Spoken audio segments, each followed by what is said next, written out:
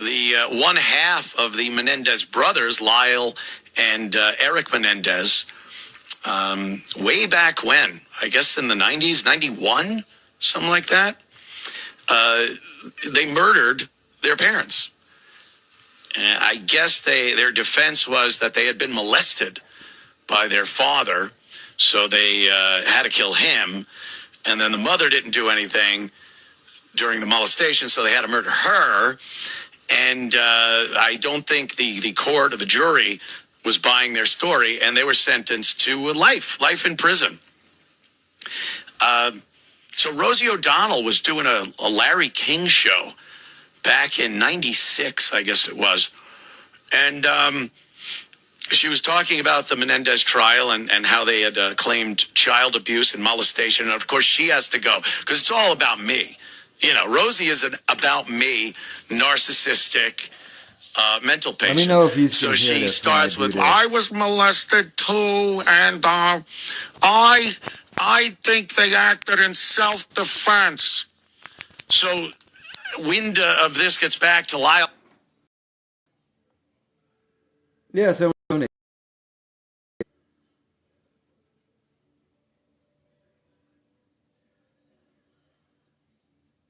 waiting for someone in the chat to let me know. Lost audio? Okay. Okay. Won't be doing that. She went and visited him, and he said that he was one of the first men, straight men, that she ever trusted and loved. This is mental. You hear about women like this. They write to prisoners. They fall in love with them. And, if you're in prison for murder, I think you're pretty, you're able to manipulate people. You know, you're trying to get them to do anything for you. You don't have much to do in prison. You're always on some angle to try to get out. And I guess they thought, especially back in the mid-90s, that Rosie would have been a good vehicle for that. A giant vehicle. So they've been talking, and here's the thing that put Rosie over. This is how simple she is. Lyle talked to O'Donnell about getting a dog for her son Clay through a prison program he was involved in. Now, I don't even know what this is. Like, again, her son had some kind of mental issues. She has an addicted daughter that's in jail. She has this son that has mental issues, and a 12-year-old that God only knows what the future is for that girl. She dragged her over to Ireland because she's got Trump derangement syndrome, which she's mental for that. I mean, she thinks, we'll talk about it a little later in the show with Jimmy, but she's got this idea that through Trump and his cabinet and administration that people don't have rights. She thinks that people have been, their rights have been violated under Trump. It's like, what? What rights? Oh, you mean the special treatment some groups were getting? Oh, that. So she's not coming. I'm not coming back until they give everybody the rights. It's in the Constitution. They have their rights as Americans. So lighten up. Lighten up, Francis. So Lyle Menendez said to Rosie, hey, get your kid a dog. That's brilliant. It's the greatest thing I've ever heard. And because she's such a simpleton and easily manipulated by a murderer, she fell in love with the guy. And they've had this relationship ever since. But women that get into relationships with men in prison are nuts. They are nuts, and Rosie's no different. She's been nuts for quite a while. There's been a lot of examples of why she's crazy, but I never knew about this one, and it fits in perfectly that she is absolutely bat crap, as I can say here. Yeah, stick around. We'll be right back with the Anthony Cumia Show. Does John bother you like this? No.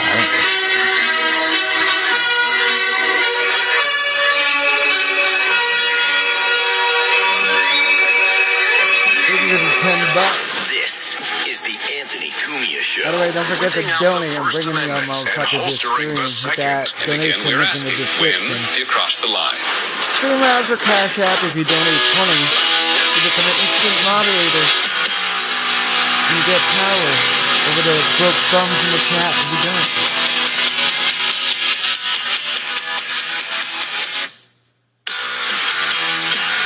Oh, yes.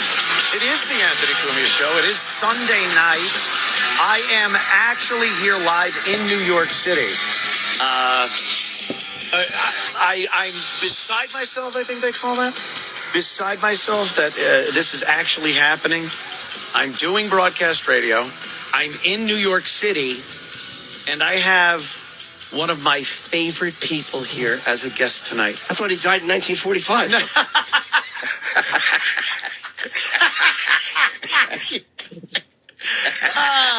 Yes, the inimitable voice of my guest for the entire show. I took the segment thing and threw it away because my guest will be here. Comedian extraordinaire, actor mediocre, and a good friend of mine, Jim Norton. Jimmy, Delighted. I am, like I said, I'm stunned that this is even a thing. It is crazy. We're on radio in New York again, and looking out the window at car. Like, it's so bizarre to be on Yeah. regular radio in New York. It is, and I was thinking about that. The last time this happened was K-Rock. I think that was the last time That's we were right. on broadcast radio together. We would do K-Rock in the morning and then Yeah. do the walkover to XM satellite radio. And that was many, many years ago. I remember that you had to put the shopping cart had to be pushed and all the equipment. It was such a nightmare. Oh, it had like some kind of archaic satellite system in it. And, yes, Yeah. yes, Steve would, push it. And you would buy inappropriate magazines from the magazine stands. at right. the- yeah. And Something inches. Yeah. Yeah, it was really fun, but it was inconvenient. It kind of, broke the show up a little bit. Some days were great. Yes. Some were like, oh my God, get us over to the studio. But Rich Voss used to stop at some of the restaurants along the way Yep. and do impromptu, spontaneous stand-up for people that, it was early in the morning. They're just trying to get their bagel and coffee. And they're like, sir, what are you eating there, sir? And the last thing they wanted was just to be teased by an abrasive man. Yes. He's just so abrasive. Even when people like him, they don't really like him because he's just abrasive. No. So if you're minding your business, having your coffee in the morning, that's the last thing you want. my voice is a little scratchy. You can tell I'm a little cold. Oh, what was hitting the back of it? There he goes. Oh, It's not boy. what you think. Just dab it in a little NyQuil and shove it back there and see how you do. Yeah. It's I'm a little clogged. Oh, my bad.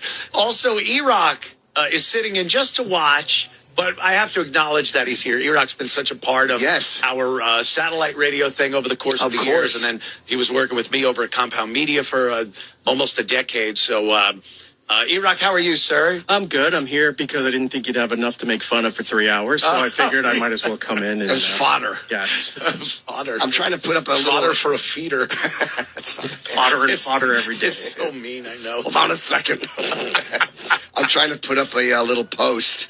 Oh, you're posting on social media? I really am an old man at this point. I got my glasses on. I'm hitting the wrong buttons. I'm panicking. It's so hard to keep up with it, and you don't want to. If you make one mistake, you could be brilliant at posting in the internet. If you make one mistake in front of people, it's like, okay, boomer. Yeah. All right, boomer.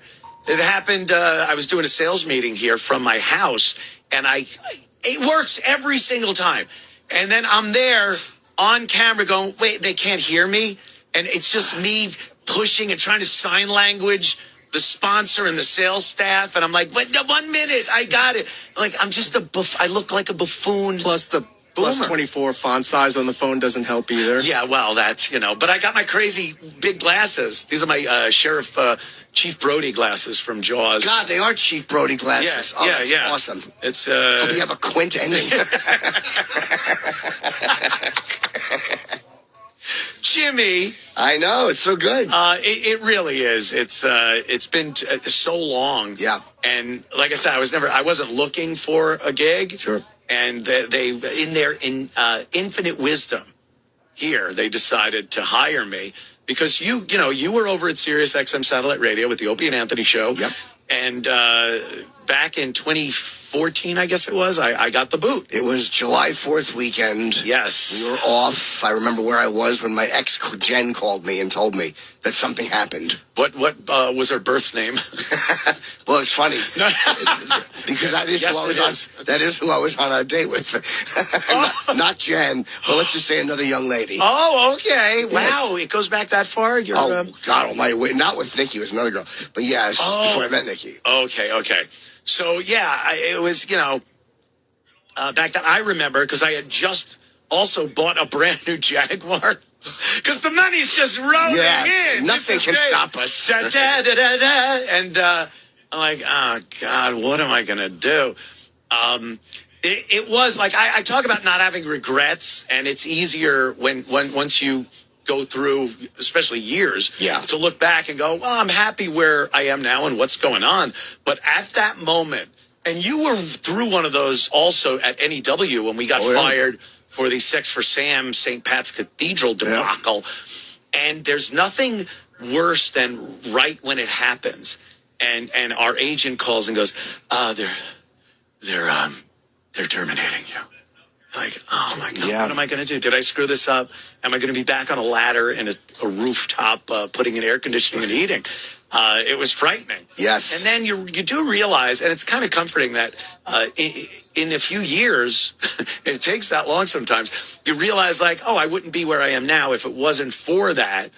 And I always look at it like I'd have been fired 15 more times after that. Yeah. So it doesn't really matter. But it was, that was some stressful times. It is losing a gig. I remember when it happened at NEW. It's terrifying. Yeah. Because you're like, I'm never going to make the money again.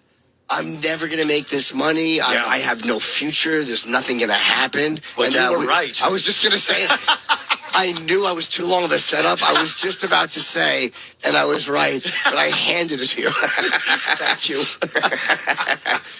I handed it to you, then I tied my shoes, and you put it where you should. But it's it's so bizarre when you lose a gig. Like, you're like, nothing is ever going to come around again. And even now, I'm not with Sirius. I'm not, it wasn't a firing. It was just, it was kind of the way they did it. But when you get that call, like, we're not going to renew, I was like, all right. And it's funny, you miss knowing that the money's there. Yes. But it's nothing in my life has changed. Like, nothing. Yeah. I've seen no change whatsoever. But I don't know, financial stability is a huge thing. Yeah. And having a steady check come in, you almost take it for granted after a while. And you don't realize that, well, I might not need that. And it gives you a little bit of power over your future. You can go on and do what you want to do.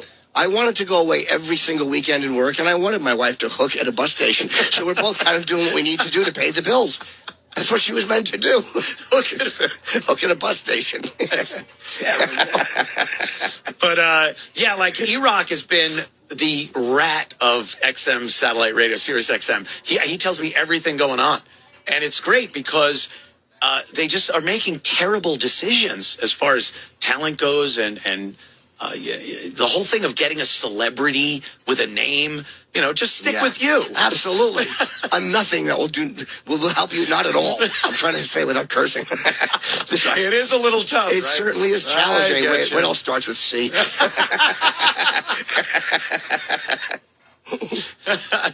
Yeah, but that's what I've noticed over the course of the years is like when we went there, it was such a change from radio, especially XM more than Sirius. But it was like this big change, and they were all about not doing what radio does.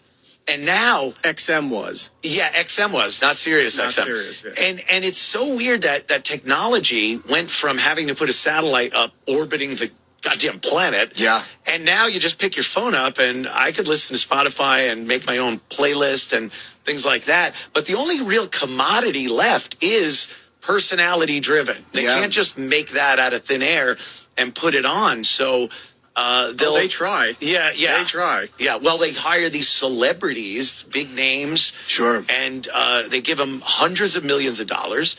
And they don't bring anybody in. Because they're not really that interesting. Like, most of them are very guarded.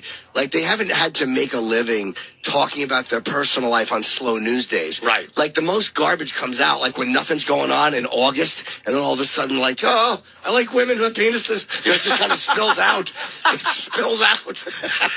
It spills out when there's a slow news day. On your back. It's... Never changes. Never. Nothing changes. Never changes. But that's when the stuff comes out, and celebrities are not used to that. They're not used to these slow news days where they have to, like, fill it with their own personal They're life. very guarded. Yeah. And yeah, there were those days. I mean, the one refreshing thing about it is you really don't have any secrets that anyone could use against you. Not like, they're trying. But those slow news days when you're looking, I'm going to have to delve back to my teens on this one. Yeah. Boy, that's going to be ugly. Oh my God! There's like the New York Post. Like the headline was "Sunshine today," and I'm like, oh well, we're going under the porch, aren't we? It's going to be a long day. Yeah, you start talking about yourself. And I think celebrities that get these big paying gigs in broadcasting these days, they don't have that in them. They could get their buddies and they'll get a little traction. What's the name of that show with all those guys? There's like 4 of them, celebrities, the guys. Sopranos. No. Was it a podcast? No, yeah, it was a podcast. Is it with Will Arnett? Yes, Will Arnett. Yeah, those guys. Yeah. Smartless. And who else? Jason Bateman? Bateman Those and guys are huge, the guy from Will and Grace. I mean, they're funny. They've been through a lot of stuff. They got Hollywood stories, but I don't think they're broadcasters. I don't think they have the ability to just talk about stuff that is kind of embarrassing. Sure. And, the ability to convey an entertaining story as a relatable person. I don't know. Yeah, they're probably just telling story. Like most times when they interview those people, and I'm not Will Arnett because he's funny, but like when they interview like an actor, and they say, "How was the movie shoot?" They're like, "Oh, it was so much fun on the set." They give you nothing, and you're like, "That's not interesting." It's those satellite tour answers. Yeah, they're sitting there talking to Access Hollywood or something. Oh, and it was the same story they've told 50 times to 50 different people. So, yeah, I would feel stupid doing that, like saying the same thing over and over on one day. You're sitting in a studio doing that. But that's like their gig. It certainly is. And podcasting, too. I don't even think of that as broadcasting per se. It just seems like it's a whole different animal. It is, and the one I started one right after because I was allowed to because there was no radio. Yeah. You got a no compete? Yes, I do. No, I'm kidding. I'm saying that they did during the thing. They wouldn't let me do my podcast. So, like, once it's over, you can do what you want. They tried pulling that on me. Really? Yeah, I told them to go F themselves, and then they fired me. Oh. Yeah, I was doing the compound thing from the basement, and they had a problem with it. And then I went in and went, it's nothing like the radio show. Right. This is, again, bring up 1945. It was just fun. It was a fun thing, the hobby that I was doing in the basement. But do you remember we were trying to figure out, like on snow days and stuff, he could do the show from there, so he doesn't have to come in. And that was like how they couldn't even fathom that. Yeah. Now they don't even want you in their studios. No, they don't anymore. want anyone there anymore because then they could go, well, you're not even using our studio, so we could pay you less. And that's what they do. I take calls on my thing now. Like it's an advice show, but I honestly like the live interaction with people. Like I like listeners, even though sometimes they suck and they're idiots. But I do like when they take you into a weird direction that you never would have thought to go in. Yes. Because it's just they're talking about something in their life that wouldn't have been on my mind. That's what this is kind of a new thing or old thing that's new again is phone calls. Yeah. Because when you have a subscriber-based show like I had for many years and still do, you're not going to get calls from people. They pay to listen to you. Sure. You're not getting the errant call or the person that doesn't like you. Yeah. How long at NEW did we have to take calls in here? Play the music. Yeah. You suck. Get the lead out. You guys are going to be gone in a month. All that stuff that we heard over the course of the years. And I kind of like that. You could, get back at them. It's like a little bit of abrasion between the caller and you. So having calls, and we will take calls. And by the way, I do want to say that you do have a show. It's Jim Norton, Can't Save You. Yeah. And you have celebrities on, comics, stars of stage and screen. I've had Neil deGrasse Tyson is this Wednesday. Oh, wow. He's a great guest. Yeah. We had George Santos in, who was one of my favorites. From Long Island. George, he was hilarious. It's been a very and what's interesting his mix. name? Mark Norman was great. You were great. From Tim Dillon. Yeah, from what the hell was that? That Broadway show that he did, and then it was a movie with De Niro. Oh, Chaz Palminteri. Yeah, Charles Palminteri. We'll talk about more of your show, and we'll take calls, and we'll see if people want to call up with their issues, and we'll do a little. Hold on, I have a long little story I rip-off. want to start. We'll be right back. Anthony Cumia Show. This is the Anthony Cumia Show. Do y'all think the OP bashing is coming? I probably think so. Especially when they take callers. One of y'all gotta call in. I can't If you call love in. I'm talk using my radio, phone to do this. podcasts, and news, the C. Crane CC Radio 3 delivers exceptional spoken word think audio. Opie The was clarity involved? makes it feel like your favorite host is right when he there in was the a room. caddy? With separate Yeah. bass and treble Yeah, controls, you can yeah. tune the sound exactly how you like it. The CC Radio 3 pulls in long-range AM and FM stations with exceptional With the reception and Streamline includes or the emergency Cash App features like one in the NOAA weather and the 2-meter ham band. It runs on the included power cord or set of I'm gonna batteries for dabble over when they say that. 170 hours. Reliable no matter where you are. With the CC Radio 3, you can listen to my show on your favorite radio station or stream it via Bluetooth from any smartphone or smart speaker. To order the CC Radio 3, call C. Crane at 800-522-8863 or visit ccrane.com/Frank. That's CCRANE.com/Frank. Use code Frank at checkout for 10% off orders over $75. Call now. The thing that sucks about doing this live is you gotta worry because sometimes the music they play gets a copyright.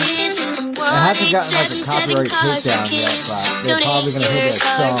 Donate Let's today at thank God carsforkids.org. That's cars with a K. Your car can be picked up as soon as the next day. Receive a tax deduction and vacation voucher. I think about this Puerto Rican when I'm not with it. Donate your car today. Now accepting donations of land, homes, buildings, or any kind of real estate. Greg Kelly here with an urgent retirement warning. Even as President Trump stands up to China, billionaires are fleeing Wall Street. But I trust the experts at Colonial Metals Group to help you. So visit freegoldguide.com/Kelly or call 800-655-5186 for your free gold guide on how to bulletproof your IRA and 401k with tax-free gold. You could also qualify for a free home safe and as much as $7,500 in free silver. Once again, that's freegoldguide.com/Kelly.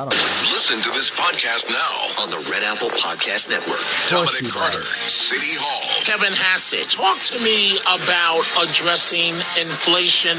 What's the right way? Well, the wrong way we learned from Jimmy Carter and Joe Biden is to have the government spend recklessly and print money to cover the expenses. When that happens, you get inflation. Inflation really, really harms the country. And if you spend like crazy, then that's going to be a problem. What President Trump is doing is he, along with Elon Musk, have been leaders in finding the crazy things that we spend our money on and getting rid of them. And also working with Congress to have a reconciliation package, they call it, right? Or a big budget deal, which is going to cut the heck out of spending, but also increase supply. So President Trump is really, really putting the pedal to the metal on supply, and he's cutting government spending as well. And that's going to get inflation under control. Download all of Red Apple Media's podcasts right now through your favorite podcast platform. The views and opinions expressed by the individual hosts and their guests do not necessarily reflect the policies or positions of WABC Radio, its management, or its sponsors. That was we don't do Jim Norton saying It's the Anthony Cumia Show.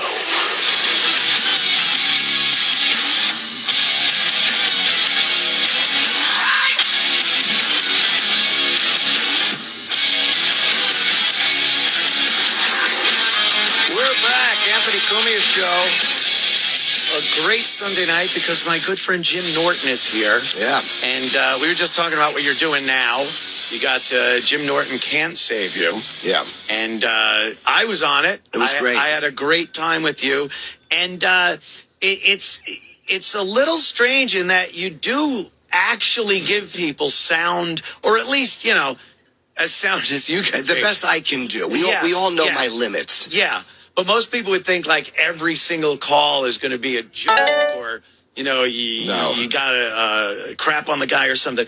But you've heard some people with some real issues, and they feel compelled to call you for some I don't know why. for some I think reason. I'm the relative comparison, like where they know that I can't judge them because I'm also a mess. That is I'm a true. disaster. Yeah. I guess people in therapy, they look at a therapist or a psychologist or what have you, and they got to be like, the person actually went to school, got a degree, so how could they possibly relate to me? Yeah. And then, a piece of garbage like you, 100%. or me. They know. I get it. You and I have both scraped the bottom of the barrel with our teeth. We get it. Two garbage people. And so have you had so far, because you've done a few shows now, have you had somebody that you got on the line and was like, oh boy, maybe this is out of my league, I need to refer him to? No, I mean, once you get past a few, I think I want to commit suicide. And that's just my wife. Well, she's already hung. Oh, you okay, Grandma? You're like Don Corleone in the tomato patch. You're spilling it. Stop. I have that thing in my like. It's not that bad of a cold, but I feel like if I laugh too hard, I'm gonna cough a lot. That was funny. That made me laugh. Yeah, Freddie Mercury had that too. Yeah, he certainly did. But at least he had fun getting it. I just talked to a comic at the cellar. Oh, apparently, yeah, Freddie Mercury. There's a picture of him in bed with 5-10 guys.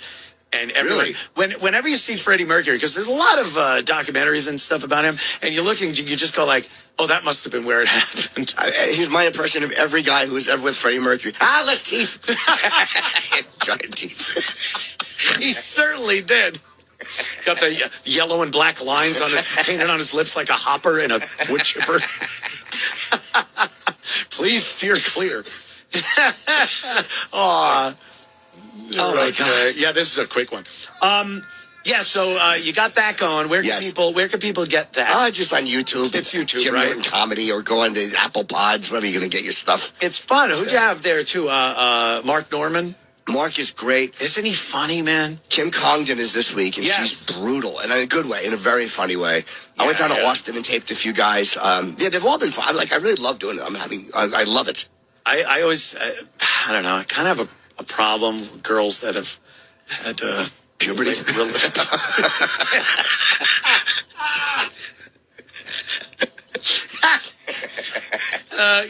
Yeah. I might as well just say that.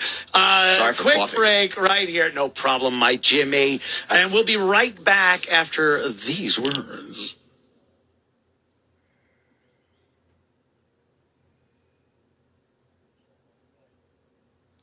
Did he have a fake birth? Listen to this podcast now On the Red Apple Podcast Network.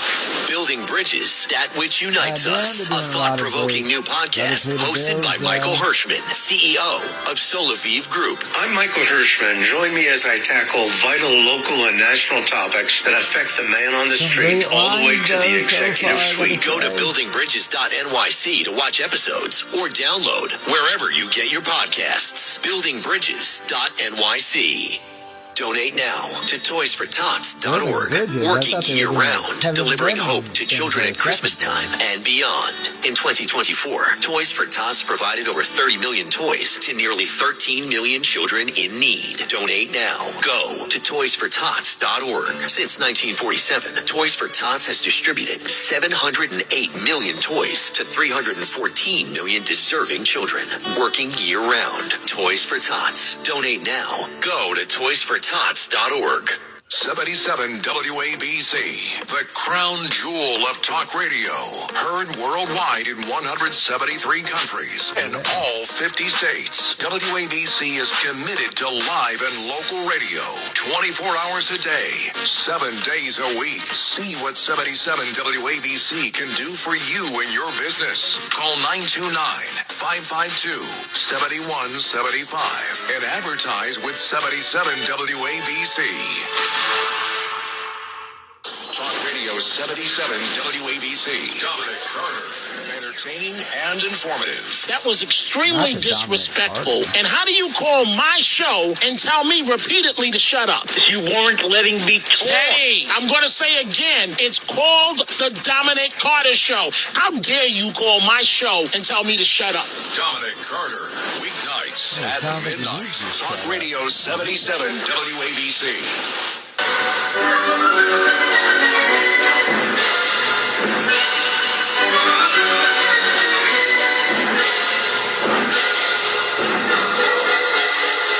Whipping out free speech. It's the Anthony Cumia Show.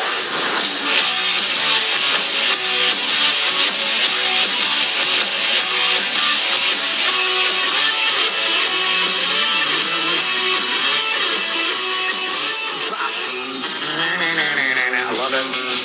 Anthony Cumia Show on a wonderful Sunday evening in New York City. I came here Thursday afternoon, and the first thing I was greeted with was a news story about the wonderful subway system and what goes on in it. Do you got that clip? Can we play the news clip about the guy on the subway? If you have it available. No? Yeah. Maybe. Say this man performed sex acts on another man who died on an R train. NYPD officers responded to reports of a body on that train at the Whitehall subway station just after midnight. That was yesterday.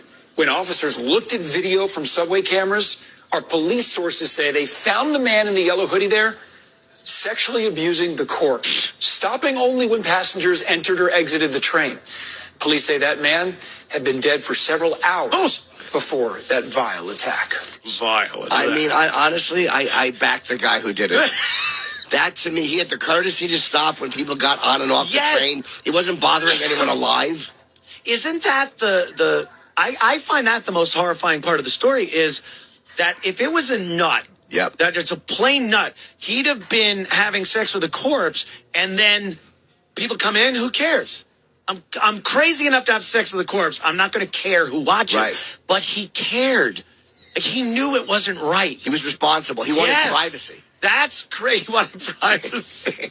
He knew he was being a bad boy. But I'm like, naughty He was being very fresh. How the hell does New York get to that point? And I mean, we've all been through, we harken back to the old days of the 80s and 90s in New York City. The subways, it was just pandemonium. And I don't ever remember hearing a story like that. It was muggings. It was, Bernie Getz, the subway gunman, had to pull out a gun, and crime, the mafia, they were making hits all over the place. I can't recall a man having sex with a corpse on the MTA. Well, let me ask you, there's a lot to the story I want to know. Did he die before they started, or had they started and then he had a heart attack and the guy's like, your obligation is until the end, we're going to do this until I'm done. And these people keep getting on and off. And this is my last time with you. I do like how you're trying to justify it. 100%. Like, maybe. Yeah, why not? Once you die, let people do what they want to your corpse. If cares. If he was dead for a couple of hours already, I can't imagine the guy going at it for a couple of hours like that. So I would assume he walked in, the guy was dead, because he robbed him too. That came out later in the story. Oh. He robbed the guy. And, by the way, other people had robbed him previously. So this dead guy, it just shows, like, I am so glad I got out of this goddamn story. Other people robbed him, but then he's like, let me see if they did this. And he slid his pants down. And he's like, I'm getting the first crack at this. Ooh, a virgin.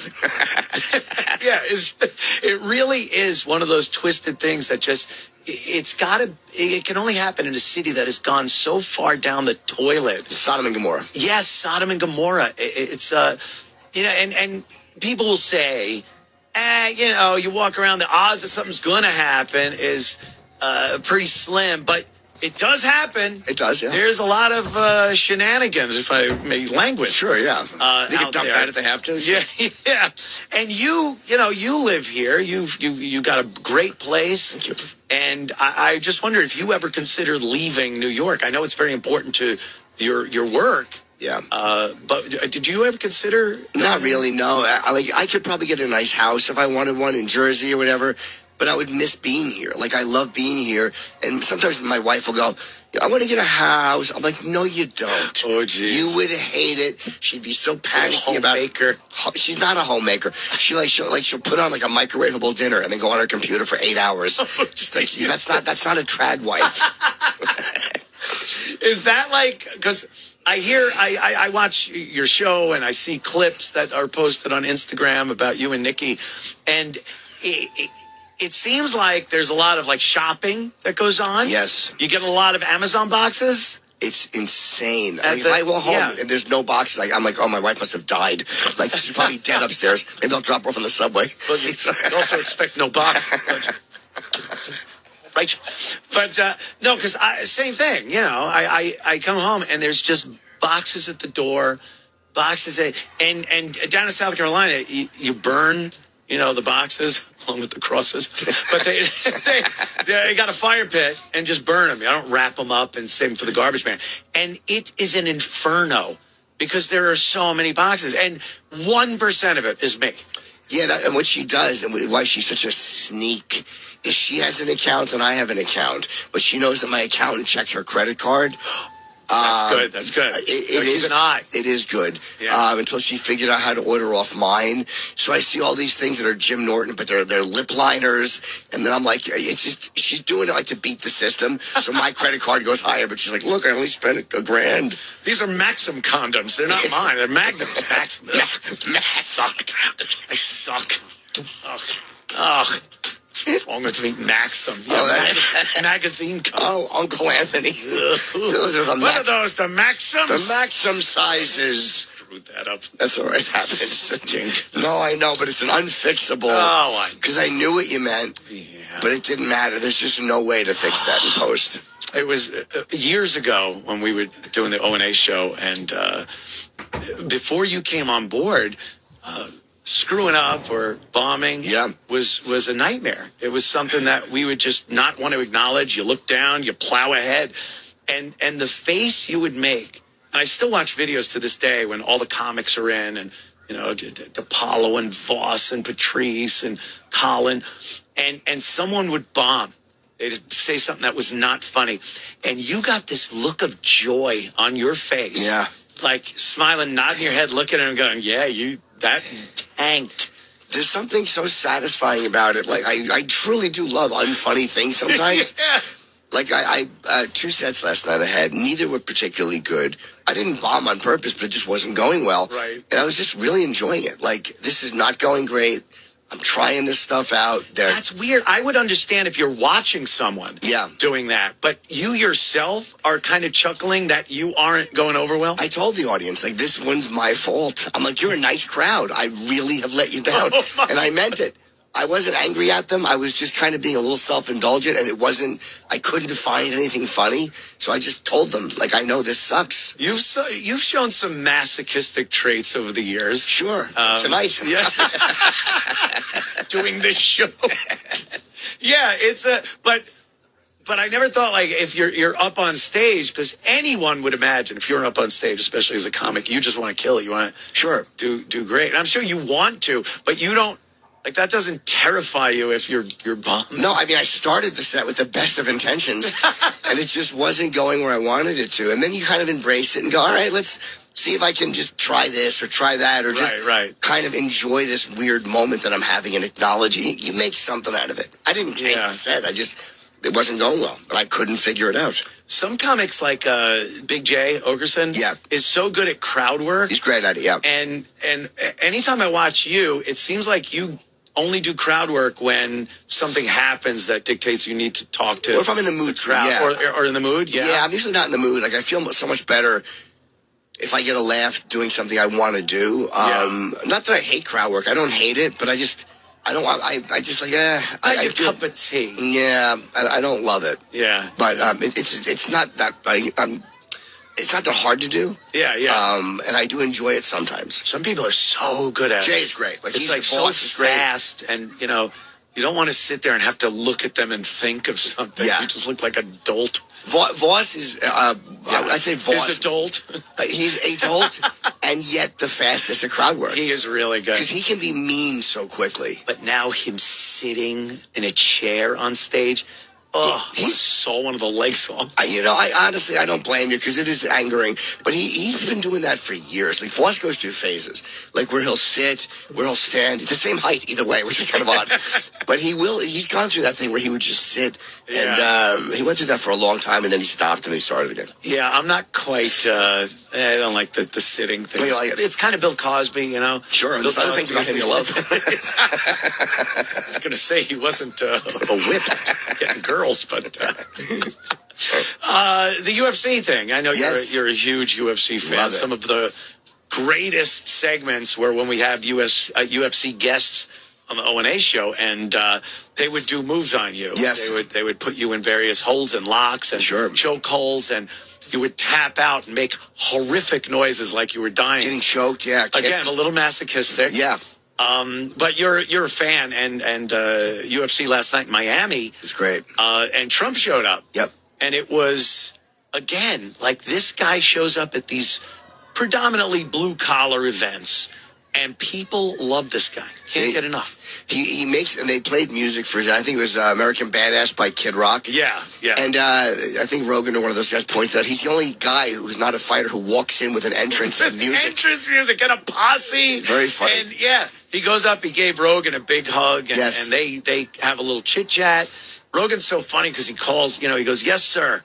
Thank you, sir." Yeah. And it's like, oh, God, this was, before he was president in the first place, back before 2016,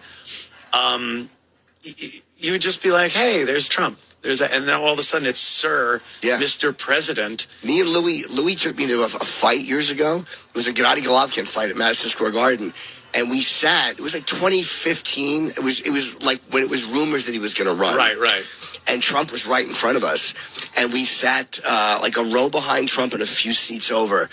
And so I was like, oh, it's Trump. And I was just yelling to him as Chip. Oh, no. I wasn't yelling at him. I'm like, Mr. Trump. I was just screaming. I got a picture of Chip. The Apprentice, put me on the show. That was it. Yeah. Dude, one time I was walking out. He was in my building. Because Don Jr. lived above me for 10 years. Don Trump Jr.? Don Trump Jr. Oh, thank you. DJ TJR.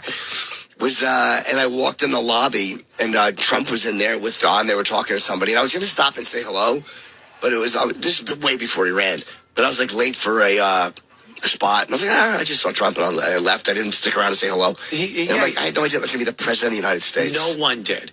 Because he used to call us a couple of times, or we would call him or what have you. And, it was Trump, and he was hilariously funny. He was plugging The Apprentice. And then I think one time it was alluded to that Trump had called our show instead of us calling him. And he's like, he got mad. He got really mad. Like, no, I didn't call. You called me. Make sure people know that. You guys are slobs. He called us slobs. Yes. So he's definitely perceptive. He's not wrong.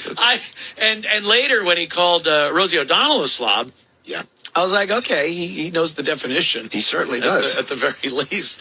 But, he came in and just a hero's welcome. And then you get Bernie Sanders was at Coachella, which is ridiculous. Yeah. This guy, he's ancient in anywhere he goes. He's the oldest guy in the room. Yeah. And, trying to get young voters. Trump has made the traditional political thing, shaking hands and kissing babies. It's ridiculous now. It looks phony because it is phony. It looks stupid.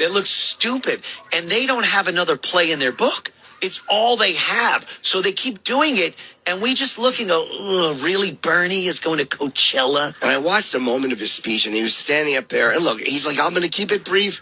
And he goes, the future of this country is your generation. And they cheer. And it's like all of that, like the exclamation point cheer or the almost like the applause button lights up. Yeah. It's sickening. They have moments that they know. It's like, this is where the applause goes in.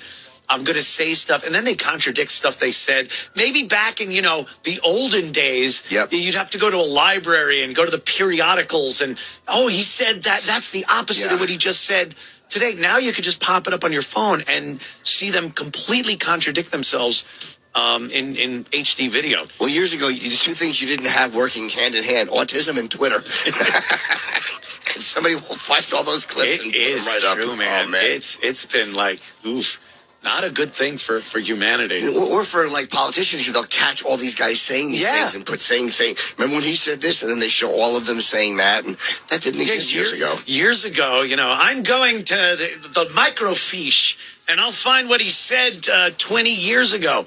Now it's all out there. But I want you to listen to Bernie here at Coachella, man. And it just sounds so phony and typical politician, and he's talking to a group of people that they don't care. They don't care. Just want their molly to kick in. That's why you had to say, I'll keep it brief. Yeah, I'll keep it brief. Let's listen. This country faces some very difficult challenges. Does it? And the future of what happens to America is dependent upon your generation. It's 1969. Now you can turn away and you can ignore what goes on, but if you do that, you do it at your own peril. We need you to stand up to fight for justice. Oh, shut up. First of all, you can't turn away and ignore Fight it. for economic justice. Oh, all kinds of different justice. Social justice. And racial justice. Now we got a president of the United States who... Do they not like Trump? I agree. I'm shocked. He thinks that climate change is a hoax. It is. He is dangerously wrong. And you and I are going to have to stand up to the fossil fuel industry and tell them to stop destroying this planet.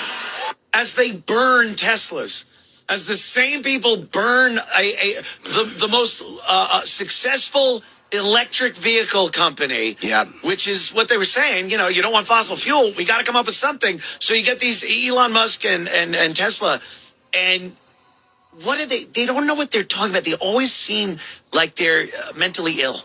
And they're carving swastikas on, which, a lot of us had to pay to have done. I can't believe Kanye ran out of shirts before I got one. It's look. I don't even dislike Bernie. I just he's a bit of a relic. He just isn't a guy that seems to get passion. Like, people don't seem passionate about his message or him. He'll get people at Coachella to cheer, but if he thinks he's going to change anyone's mind on anything in this country, it's he had his shot and he blew it. He blew it. Like a couple of years ago when they screwed Hillary, and the Democrats screwed him, and I think that's a lot of those people went and voted for Trump, and and then you see something like Trump at UFC, and it's a hero's welcome. It's badass, and for how much people want to go like, oh, really? Is this the president you want?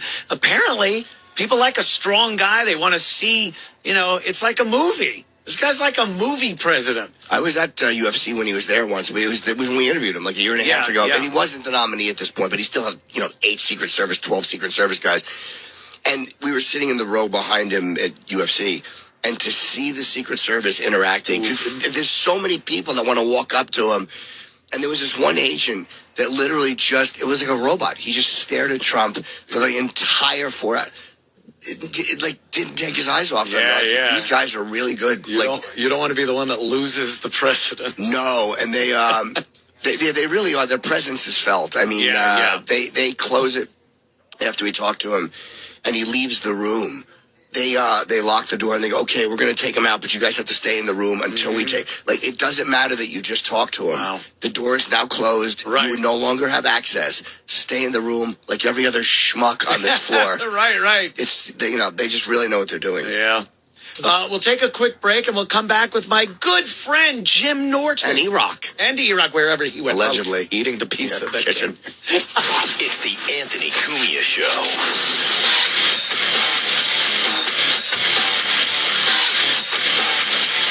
I'm assuming they're going to take callers. Did he really say Bernie Sanders? 1877 Cars for Kids. KARS Cars for Kids. 1877 Cars for Kids.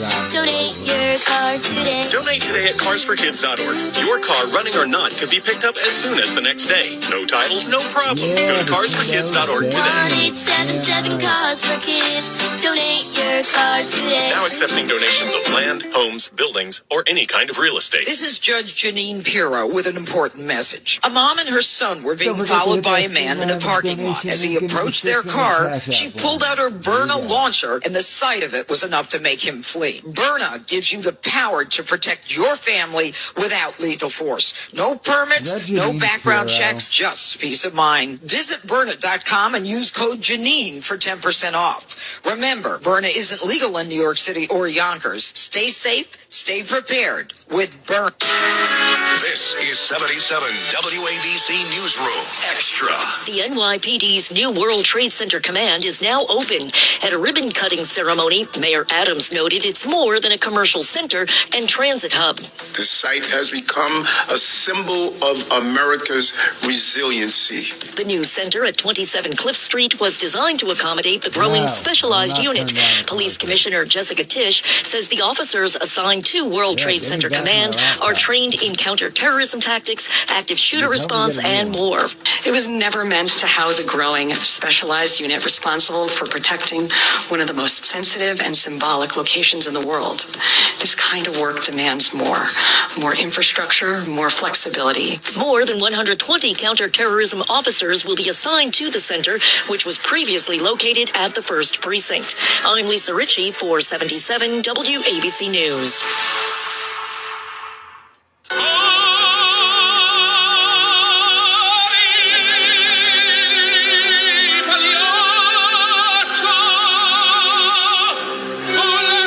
It's the Anthony Cumia Show.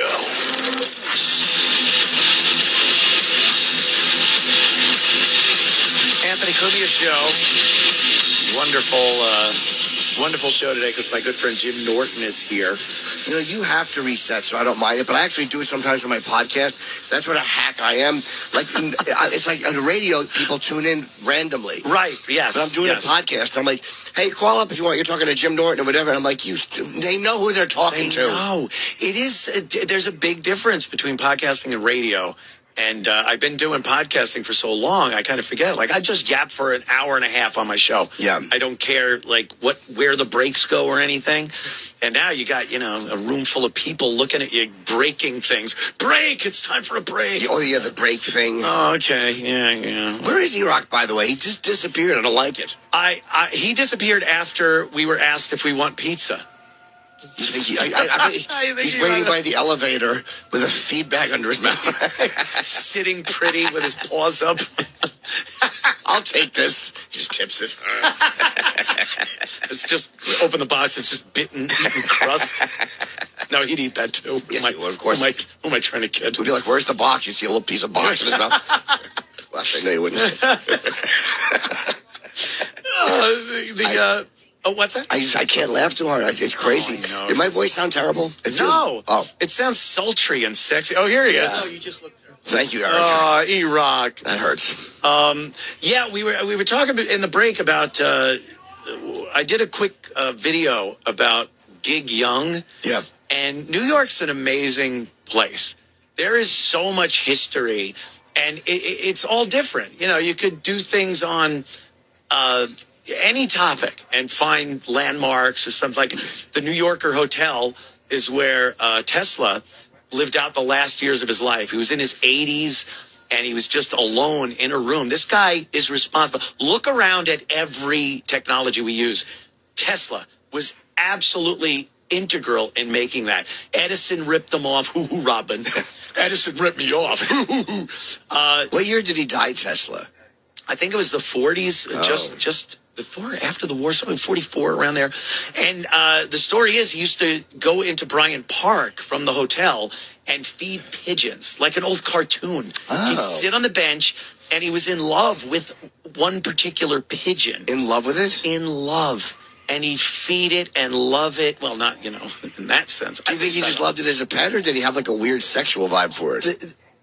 From everything I've read, it seemed a little more than just, hey, I like this pigeon. He's cute. What's the difference? Why would you assume it's a hey? You mo?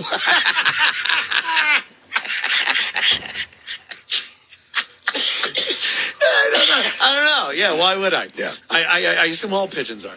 So he would do that, and then he'd go back to his hotel room at the New Yorker, and they have like a plaque dedicated to him, and they have like a kind of a really small room with some interesting facts about Tesla. But this guy was the guy. Every bit of electricity we use is because Tesla came up with alternating current, and Edison was like, direct current is the way to go, and it just wasn't. What's the difference? They still direct current can't really you can't really transmit that power over great distances. Is that AC/DC, right? Yeah. Okay. So there you would know that. I certainly would, because of the band. Because of the band, not because of the mouth choices. Where you put that? So you can't really transmit DC over long distances, and AC. He was like, and they were like, well, it's impossible to do alternating current, and he came up with it.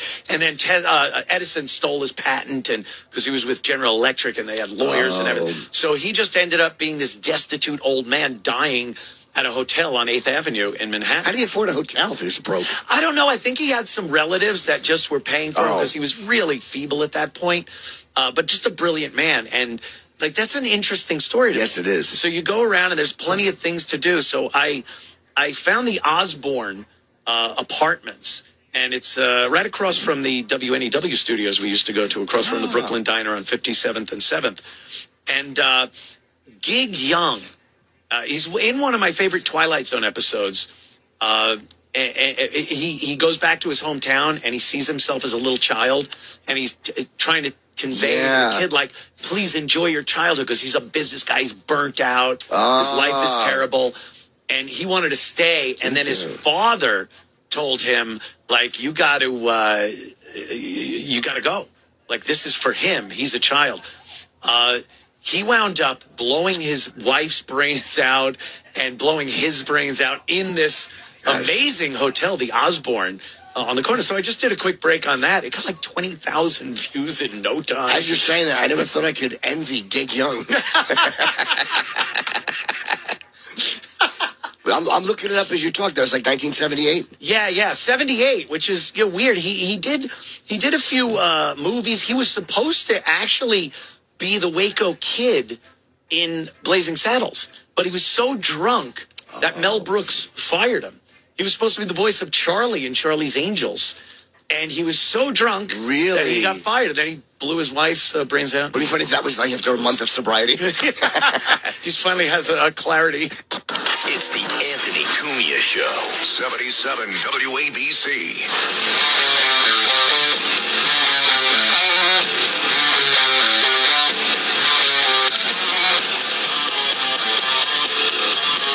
Hey, the Anthony Cumia Show. More to come with my guest, Jim Norton.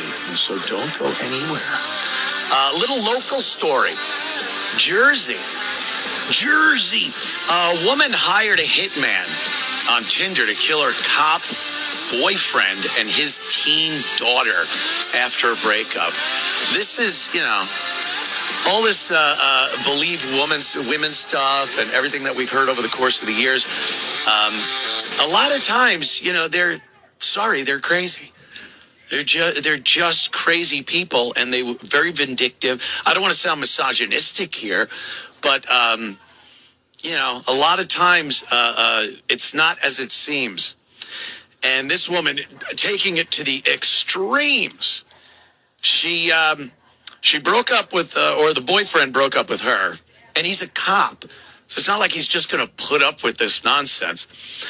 And she does something that I've always found amazing. Tries to hire a hitman. Do people really think that this is a thing? that you can hire a hitman, especially off of a dating app, Tinder. First of all, the guy's just going to yes you to death so he could bed you down. Are you a hitman? Yeah, I'm a hitman. After I hit that, but he apparently was not a hitman. By the way, they're never hitmen. Understand something about the internet. It's never a 16-year-old, and it's never a hitman. It's always a cop. So don't ever think you're talking to who you think you are when you're trying to do something as illegal as hire a killer. Maybe that Luigi guy, that guy that shot the CEO of United Healthcare here in New York, maybe he would have been a hired hitman. He seemed the type, but even he wasn't. That was his own personal gain, killing that CEO. So I don't think they really exist. You watch too many movies. So she tries to hire this guy, and the guy instantly calls the police. Because, of course, if you're trying to go out on a date and some woman wants you to kill her ex-boyfriend, you're going to call the cops. So he did. I don't even know why she approached this guy. He ended up calling the cops, and they made a deal. She met with the informant in North Black Horse Pike in Gloucester Township and provided the informant with $500, righteous bucks. And after the money was exchanged, Diorio, her name is, what the hell's her name here? Yeah, whatever. Her last name is Diorio. What's her first name? Didn't it say it right there somewhere? Anyway, Ms. Diorio was arrested. Of course she was. Taken into custody, and she was found in possession of a bottle of suspected Alprazole, I guess Xanax. An affidavit obtained by Philadelphia television station revealed the informant met with the Camden County Major Crimes Unit detective in early April and reported that Diorio had been adamant about killing her ex-boyfriend. So she was serious about this. I would think you would just imagine like, yeah. You say, I want to kill that guy. But I guess she was being pretty graphic and serious about it.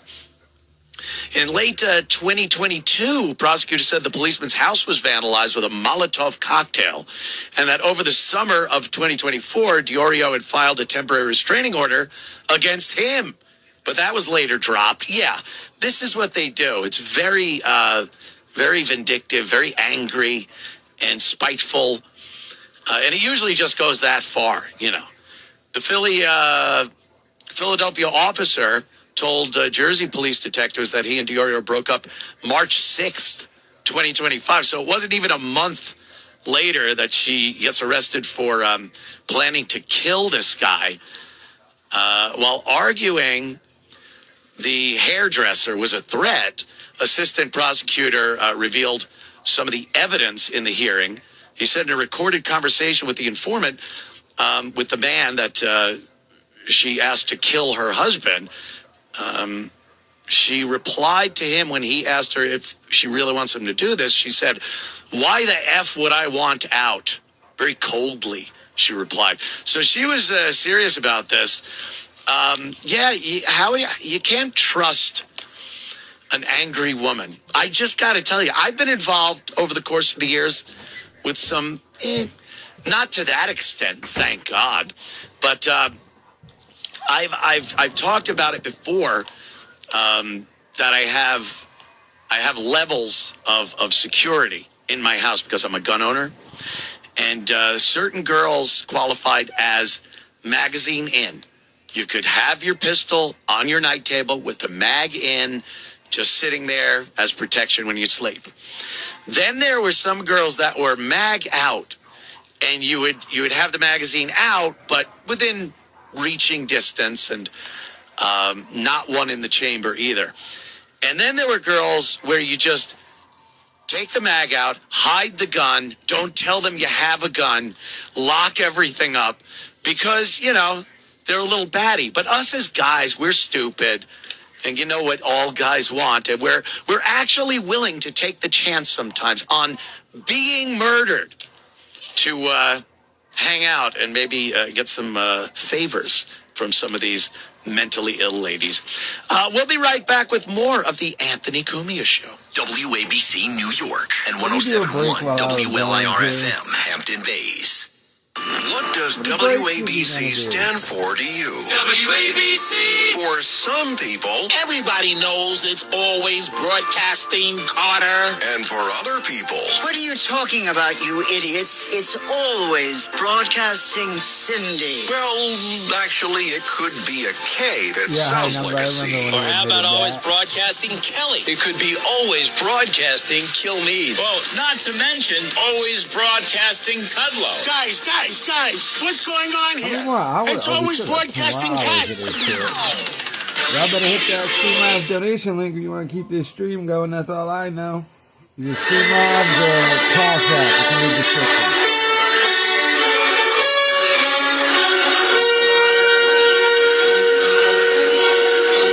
Whipping out free speech. It's the Anthony Cumia Show.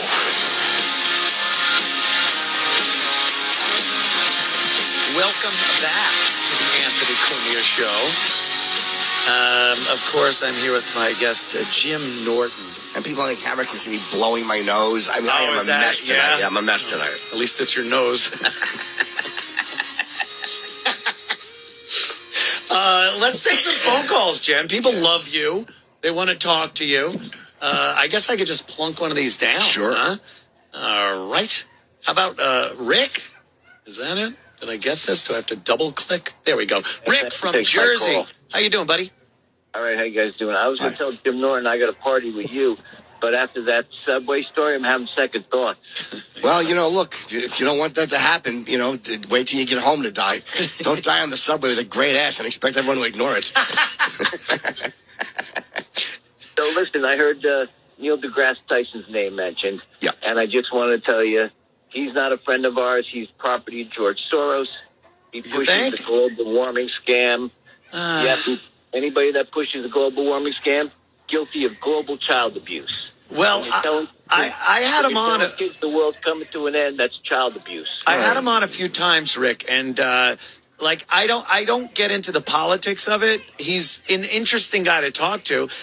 He's great when a flat earther calls up and you want to refute it. It's nice to have him in the studio that day. He was out. I guess he had done. Was it my show or he did somebody else's show? Iraq.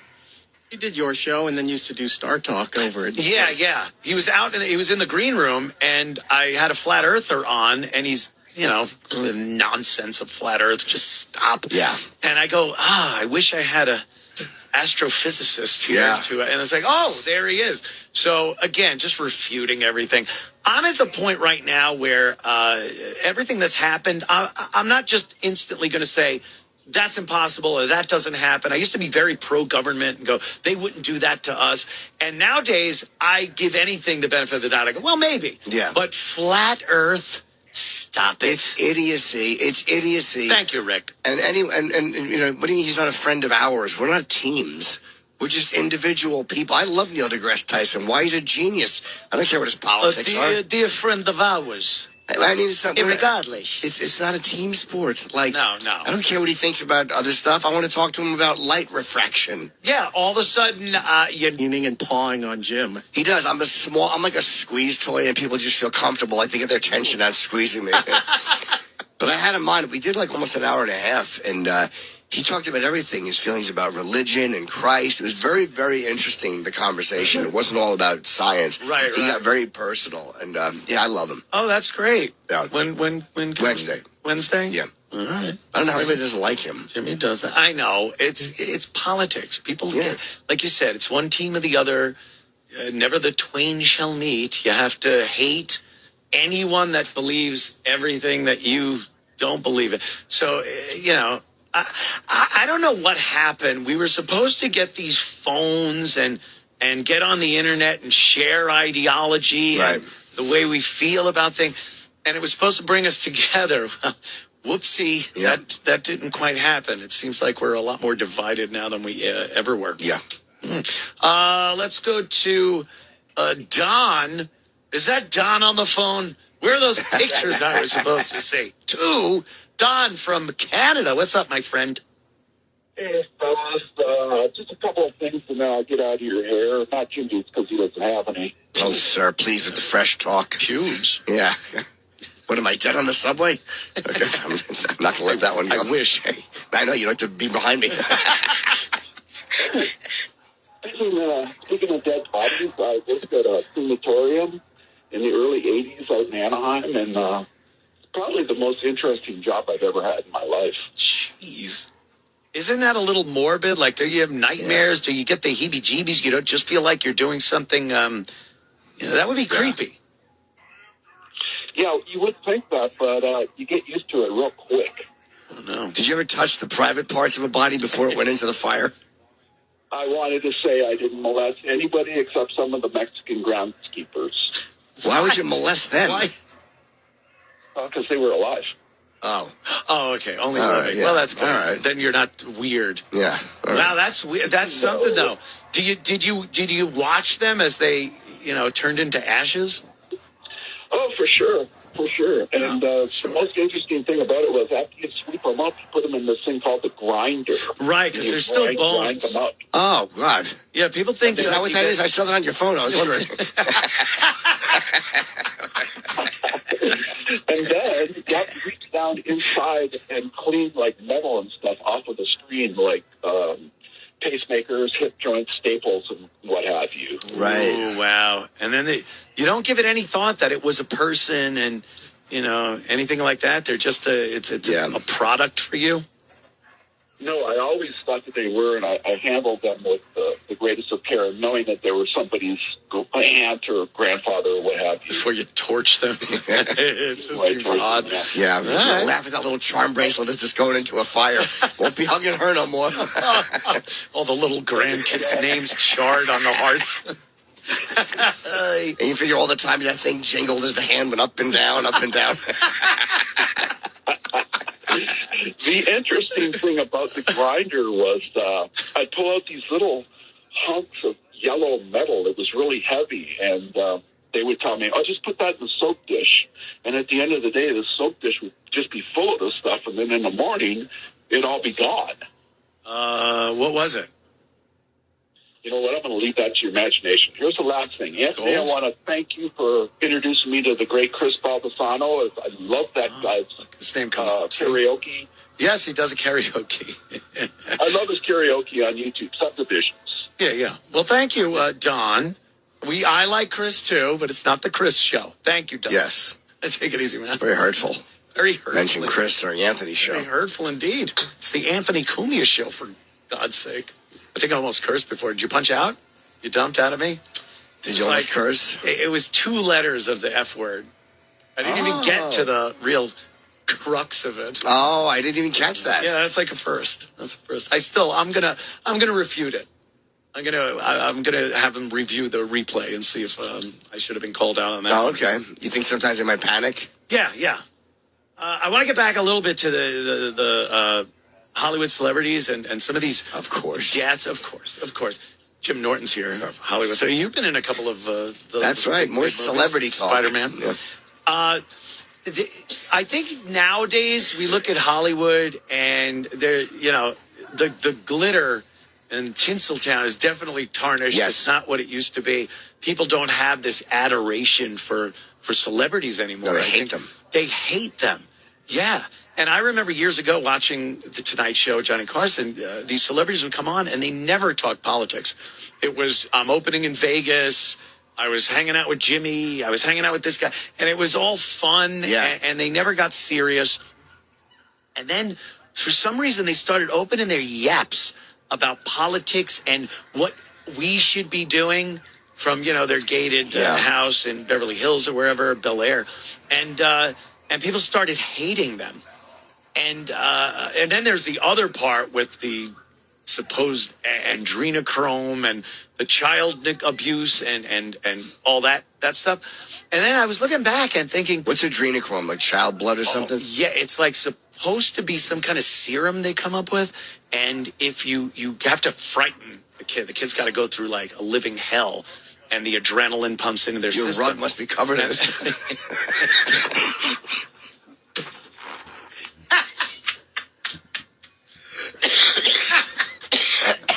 Yeah, and they somehow consume it, and it's like the fountain of youth kind of a thing. Oh, It keeps them good looking and popular. Yeah, and that's so. There's so many of these stories, and then you see real life things happening, like what's happening with what's his name there, Justin Bieber. And Britney Spears is a mental patient. She's always been crazy, though. She's always been nuts. And you look back at her father, like, hey, maybe he was right to try to put her in a conservatorship because she's crazy. But why was she crazy? Because no one thought she was crazy back in the old days where she was doing the videos and everything and was popular. She was just a pop star. Maybe they hid that from everybody. But later on, you realize, and you can only assume it's because they go through so much horrible trauma. Being run through the Hollywood and the music industry mill. Justin Bieber is out of his mind. I mean, he's out of his mind. And all those stories are coming out about the Diddy parties and what happened to this kid when he would go to the Diddy parties and whatnot. And, like, that's part of this celebrity cabal. How much of it is that, though, or how much of it is just being that famous when you're that young? Mm-hmm. Like, it's crazy, like, when the whole world knows who you are when you're 15.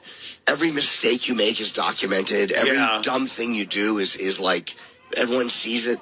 Like, even Gary Coleman didn't have a great ending. And he's one kid that no one thinks anyone molested.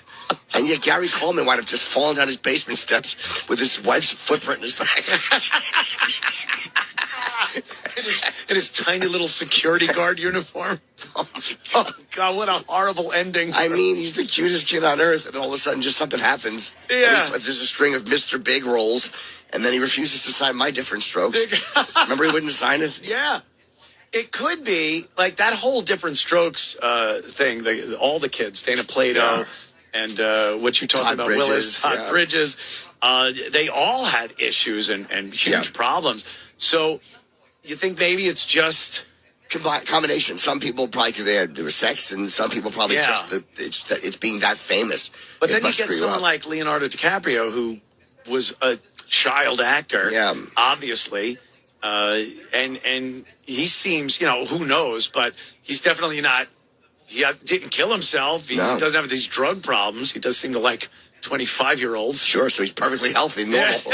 A normal guy. Look at Ron Howard. I mean, he was a kid on the Andy Griffith Show. Yeah. And then Richie Cunningham, and he stayed pretty normal. So I would assume, I guess different people. Maybe, through different things. But I kind of, with the stories that come out, I would think some terrible things happen to these these kids.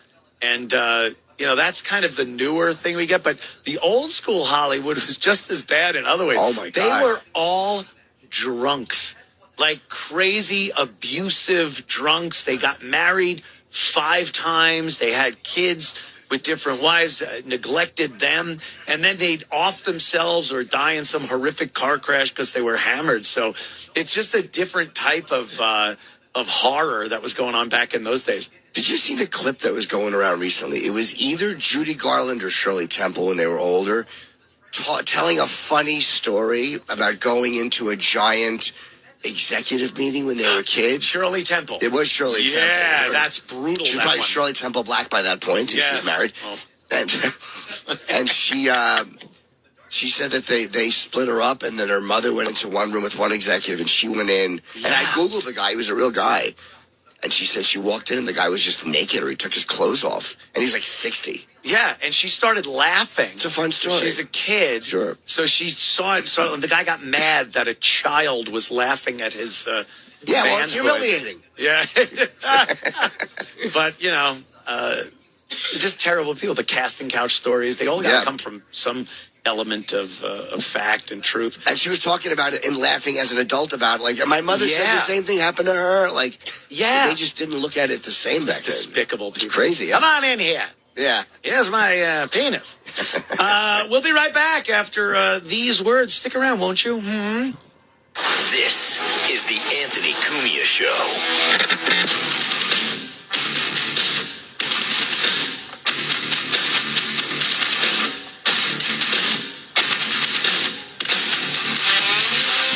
Kelly here with an urgent retirement warning. Even as President Trump stands up to China, billionaires are fleeing Wall Street. But I trust the experts at Colonial Metals Group to help you. So visit 3goldguide.com/Kelly or call 800-655-5186 for your free gold guide on how to bulletproof your IRA and 401k with tax-free gold. You can also qualify for a free home safe and as much as $7,500 in free silver. Once again, that's freegoldguide.com/Kelly. Listen to this podcast now on the Red Apple Podcast Network. Building Bridges, that which unites us. A thought-provoking new podcast hosted by Michael Hirschman, CEO of Solaviv Group. I'm Michael Hirschman. Join me as I tackle vital local and national topics that affect the man on the street all the way to the executive suite. Go to buildingbridges.nyc to watch episodes or download wherever you get your podcasts. Buildingbridges.nyc. Donate now to toysfortots.org. Working year-round, delivering hope to children at Christmas time and beyond. In 2024, Toys for Tots provided over 30 million toys to nearly 13 million children in need. Donate now. Go to toysfortots.org. Since 1947, Toys for Tots has distributed 708 million toys to 314 million deserving children. Working year-round. Toys for Tots. Donate now. Go to toysfortots.org. This is Judge Janine Pirro with an important message. A mom and her son were being followed by a man in a parking lot. As he approached their car, she pulled out her Berna launcher, and the sight of it was enough to make him flee. Berna gives you the power to protect your family without lethal force. No permits, no background checks, just peace of mind. Visit Berna.com and use code Janine for 10% off. Remember, Berna isn't legal in New York City or Yonkers. Stay safe, stay prepared with Berna. Listen to this podcast now on the Red Apple Podcast Network. Cop Talk with Captain Ed Mamet and Detective Kevin Schroeder. Today's guest is Inspector Stephen Mariello. Did I say it correctly? Yes. Okay. You mentioned Stephen Silks. I knew Steve. The tragedy of him, he was at a high rank, probably the highest ranking suicide that I'm aware of. Did he ever talk to anybody? Did he ever let anybody know he was having problems? No one knows. But what I tell everybody, when I realized, did I make a difference? Everything I did in my life, and what's my purpose now? Listen, retirement for everybody, it's not for everybody. But you know what? You did make a difference. We think it's got to be like the big award. The difference. I saved 100 people. No. A lot of time we helped Mrs. Jones shovel up snow. You brought the mail in. You helped someone across the street. You made a difference. Because a lot of times everybody, I'm going to retire. I'm going to decompress. And we do. But after a couple months, what's now? I'm used to going 100 miles an hour, and now we're at a standstill. Download all of Red Apple Media's podcasts right now through your favorite podcast platform.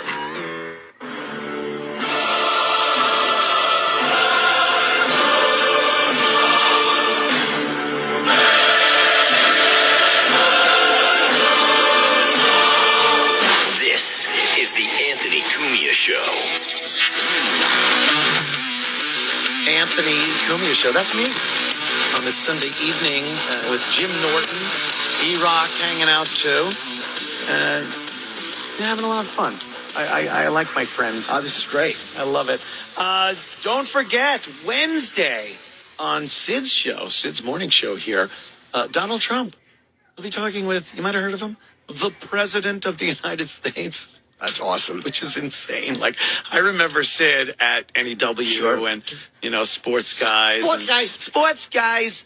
And now he's talking with the president. The president actually, I've heard some stories. The president really likes what he's doing and appreciates his work with the Jewish community here in New York. And, like, those Jewish ambulance that go around?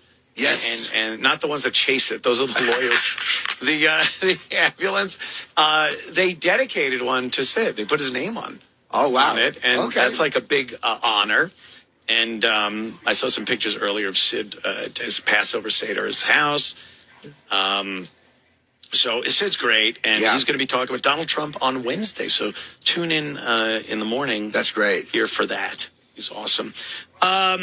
There was something else I wanted to get to. I was still talking a little bit about Hollywood because there was one other celebrity that I brought up that I looked at. Albert Salmi. This guy. Is that? He was a celebrity? Yeah, he's an actor, but he was in a lot of Twilight Zones. He was also, if you remember, in Caddyshack, he was Danny Noonan's father at the beginning, where he goes, I saw that. He goes, "Oh, I bought a Coke." He goes, "What are you, diabetic?" Yeah, he was an actor, but he's another one that decided that him and his wife didn't need to continue anymore. Yeah, you probably recognize his wow. face. But he's in a lot of Twilight Zones. And let's see, April 23rd, 1990. So Okay. that's, but it's not a short time 35 years ago. A long Isn't that time crazy? ago. I still think the 90s are like yesterday. 35 years ago.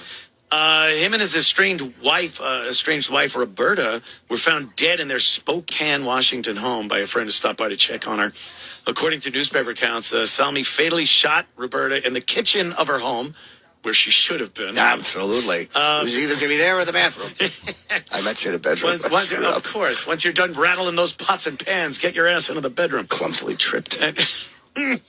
And he shot her and then turned the gun on himself upstairs. And, but there's so many of those from murder suicides. Days. Yeah, and I think, I don't know, maybe these days actors, they accept that they're older and they're not getting the roles they used to and things because they don't seem to be blowing themselves away as much as they used to. Much as often as they should. Drugs, as they absolutely There's should. quite a list. Well, I would love to. They're despicable. Handguns with a rearview mirror on it. Enjoy this. I saw your last series. You stink. Do you, I don't see you as someone that watches a lot of movies.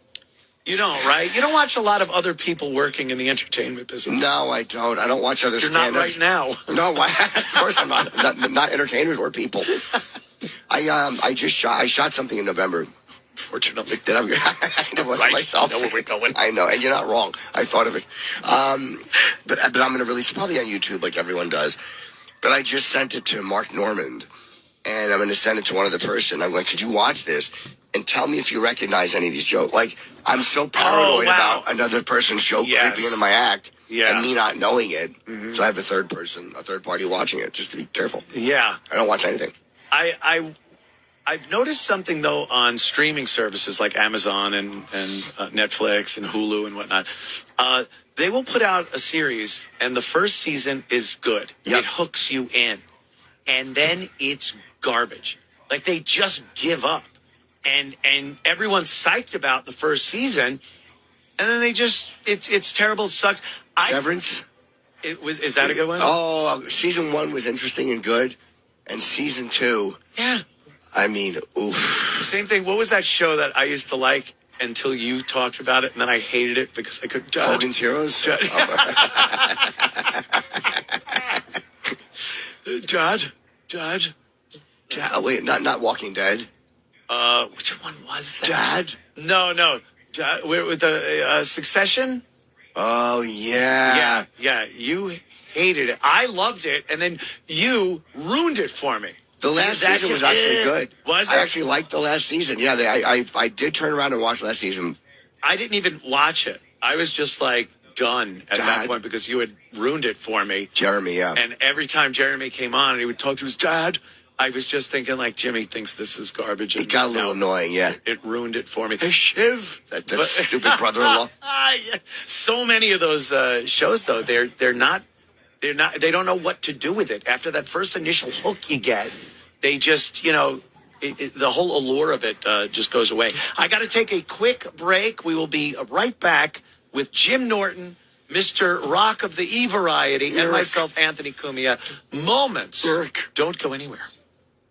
If you love talk radio, podcasts, and news, the C. Crane CC Radio 3 delivers exceptional spoken word audio. The clarity makes it feel like your favorite host is right there in the room. With separate bass and treble controls, you can tune the sound exactly how you like it. The CC Radio 3 pulls in long-range AM and FM stations with exceptional reception and includes emergency features like NOAA weather and the 2-meter ham band. It runs on the included power cord or set of batteries for over 170 hours. Reliable no matter where you are. With the CC Radio 3, you can listen to my show on your favorite radio station or stream it via Bluetooth from any smartphone or smart speaker. To order the CC Radio 3, call C. Crane at 800-522-8863 or visit ccrane.com/Frank. That's CCRANE.com/Frank.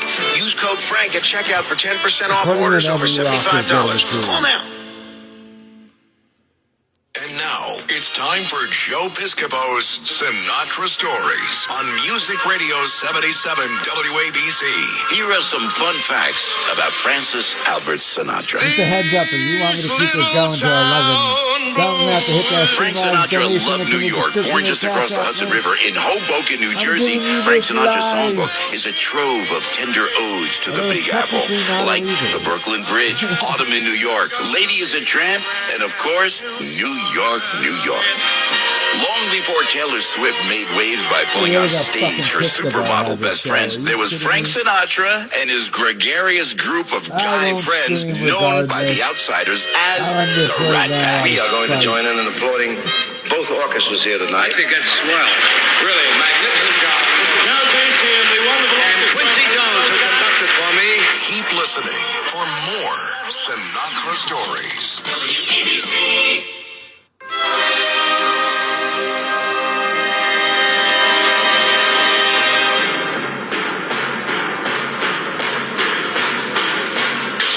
It's the Anthony Cumia Show. They were doing what they were paid to do. Shock.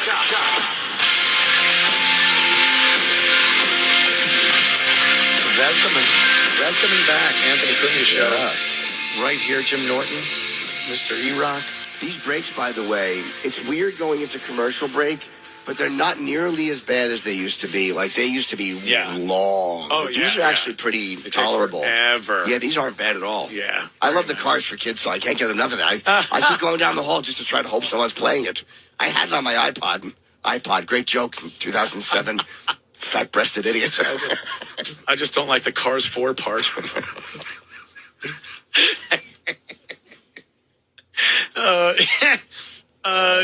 I was thinking the other day, like reminiscing about the old O&A show and some of the celebrities we had come in. And it's amazing. Like, some of them were, you'd never expect to meet people like that. One of my favorite interviews was Ray Liotta. Oh, he was great. That was at XM, though. That was over at the old XM, That was right? at the old XM. Yeah. But like with everything, NEW, all those various iterations of the show. And you, of course, Ozzy, I know that was just a huge thing for you. The first time he came in, you were, I couldn't talk. You couldn't. I couldn't talk. I just sat there. Yeah. Like Gene Simmons was the first giant one for me at NEW. Yeah. And Ozzy was XM. Ozzy called in in the afternoon on his way to a helicopter. The helicopter. Yeah. His last show, the Sabbath's doing their last show. Me and Florentine are going over to England. Like last show, that's it. The Sabbath is doing one more show together, all of them. Ozzy's, he's got Parkinson's. I think he's Parkinson's. He's got something. Yeah, he's got something. And he had that bad fall, so I think he's in rough shape. And they want to do one more show with Bill Ward. And Jim and I are going over there, and we're going to do gigs. And just to pay for the trip. And then finally, I'm going to go see Sabbath's last show in July. Wow. Yeah. Yeah, at this point, you have to. Oh, you're like obligated to see the last show. What do you think, though? Because, one thing you don't want to see is one of your heroes like that not being able to pull it off. And do you think Ozzy's got it in him to do? I have been watching Ozzy live. I've been going to see Ozzy since 1983. I've watched him forget the lyrics of every single one. I've seen him drunk on stage. No.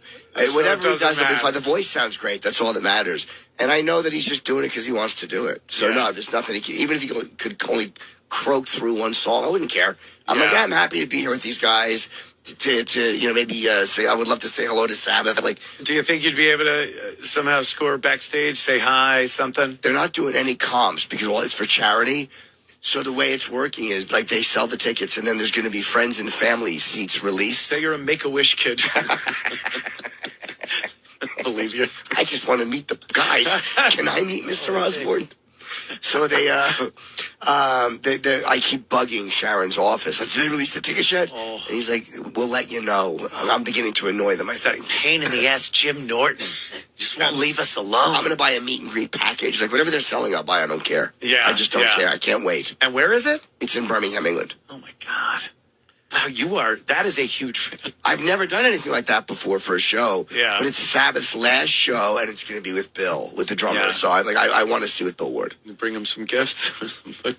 That was one of the greatest moments in O&A history. It really was. The birthday present. Yeah. You brought books. You went to the bookstore. And I mean, I know you well enough to know you put so much thought. A lot of thought. Into every single one of these books you bought Yes, at I did. Borders or whatever it was, Barnes & Noble, for Ozzy's birthday. And it was Beatles books and music. All Beatles oriented. books. Yeah.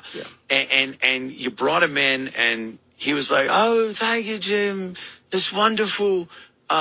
And he left and forgot the books. Yep, he left the didn't books. take them, and it was hilariously funny. It's the only way that should have worked. It worked the way it should have. And he sent Tony Dennis, who was his assistant at the time, back in.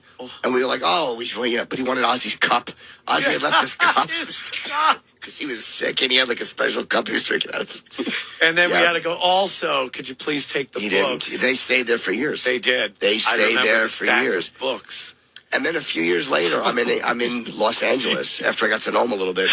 And I'm with Jonathan, and who's my manager, and my ex-girlfriend Jen. Now we're all going to meet for lunch. And I texted Ozzy, and he goes, "Are you in L.A.?" And I go, "Yeah." He goes, "Why don't you come over? I'll play the new record for you." Oh. So I just left my manager and my ex-girlfriend at a restaurant and went to Ozzy's house and listened to his record. Of course you would. Yeah. That's like, and they should understand. They totally did. Not only was I okay with doing that, if it was my current wife, and it was literally, if she was getting last rites, I would leave and then go celebrate with Ozzy. That's great. Yeah, because I remember that, like, the first time Ozzy came in and everything, and it was huge. But, it was such a great perk of doing the radio show to meet some of these people and, talk to them, ask them questions, see how weird they are in real life. Like, who was it? Was it not, who was the guy? I always get him confused with Liam Neeson, but it's not Liam Neeson. It's the Willem Dafoe. No, somebody else with Jet Black. Everyone. Oh, Gary Oldman. Gary Oldman. Yes, yeah. Gary Oldman was a weirdo. Yeah, he was a little crazy, a little nutty, but funny. But you get so used to seeing them in movies, and especially if they have a certain attitude, a part they play better than others, or more often than others. So you kind of like, I expected that, but this guy's out of his mind. He was a little crazy, and I'm always so filled with shame, as I should be. I was on a plane, literally filled with shame. I can't say on the radio, but let's just say the shame does come back out. We get it. Yes, it certainly does. It's a blurka sound. I was on a plane, and Gary Oldman and his family got on. And I wanted to say hello to him. Gar? I'd rather not.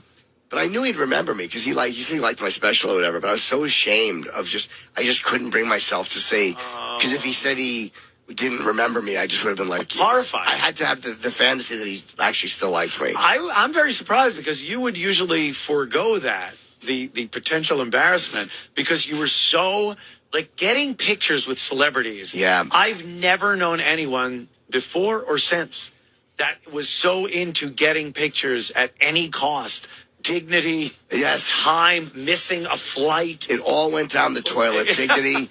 I did stop doing it, though. Like, if I interview somebody now, I've seen plenty of people I haven't. I'm like, if there's somebody I want who I really like, but I've met everyone I want to meet, so. Really? Yeah, pretty much. There's a few left that I haven't. Sad. But yeah, I'm okay with it. Like, I used to get stories out of it or whatever, but yeah. I still have stories dealing with you and celebrities. He would just throw his headphones down in the middle of you guys talking about something. Yeah. We had to give him the cue to go get whatever. I didn't mind. It was but fun. He would always sit there. You have the new markers? They got to be brand new markers. Yes. Just run it on this paper here for a little bit. So I'd have to show him I ran it on the paper. Is your flash working? Yes. Just take a photo of me. Let me see the camera. Make sure the flash is going. It was kind of before, like iPhones are great now for pictures. Any idiot can use them. E-Rock. But I'm teasing. But back then, you had to make sure, like, don't get blurry. like a blurry picture or that, and you'd want to check the picture before the celebrity Make left. sure the eyes weren't closed. It was such a chore and strenuous. Yes. If when I would get handed the camera, I'd freak out. I don't want this responsibility. I learned the hard way in 2004. It never changes. Never. I went to this dinner with Manny. I don't know if Patrice was at this one. It was called CORE, Congress of Racial Equality, with Roy Innis. He was the one who would, and 1 year Laura Bush was the speaker, Orrin Hatch 1 year. And I went, and Kevin Hart was there. And Kevin was just a young comic then. Yeah. So I had him in charge of taking my photos. But he didn't know how to use the flash. Oh, no. So I have a blurry Charlton Heston. I have a blurry B.B. King. Charlton Heston. Because this idiot didn't know how to operate a camera. So I learned from that moment that you always check everything. Yes, check everything. But it's a chore. No one wants to do it. The celebrity just wants a quick picture and then leave. Yeah. You're holding on to them, making them stay. It's wait, I don't look good in this one. I did stop though. I got sick of it, and I just couldn't anymore. I just don't care anymore. One of my favorites was your hatred that instantly came up for Derek Jeter. You know, I always felt bad. I will say it's one of the few things in life I feel bad about. That was hilarious, though. Yeah. That was at a charity event. It was right? a charity event. I mean, Derek used to do a lot of, he still does, a lot of charity. And we had the... XM bought us a table. Yes, bought us a table there for this event. Bunch of Yankees and Derek. And all you wanted was that picture and a signed baseball. A picture of me and him signed. Right. I had a picture from XM. So yes, that's right. You wanted that picture signed. And he wasn't signing, like he signed for girls. Was that the thing? Yeah.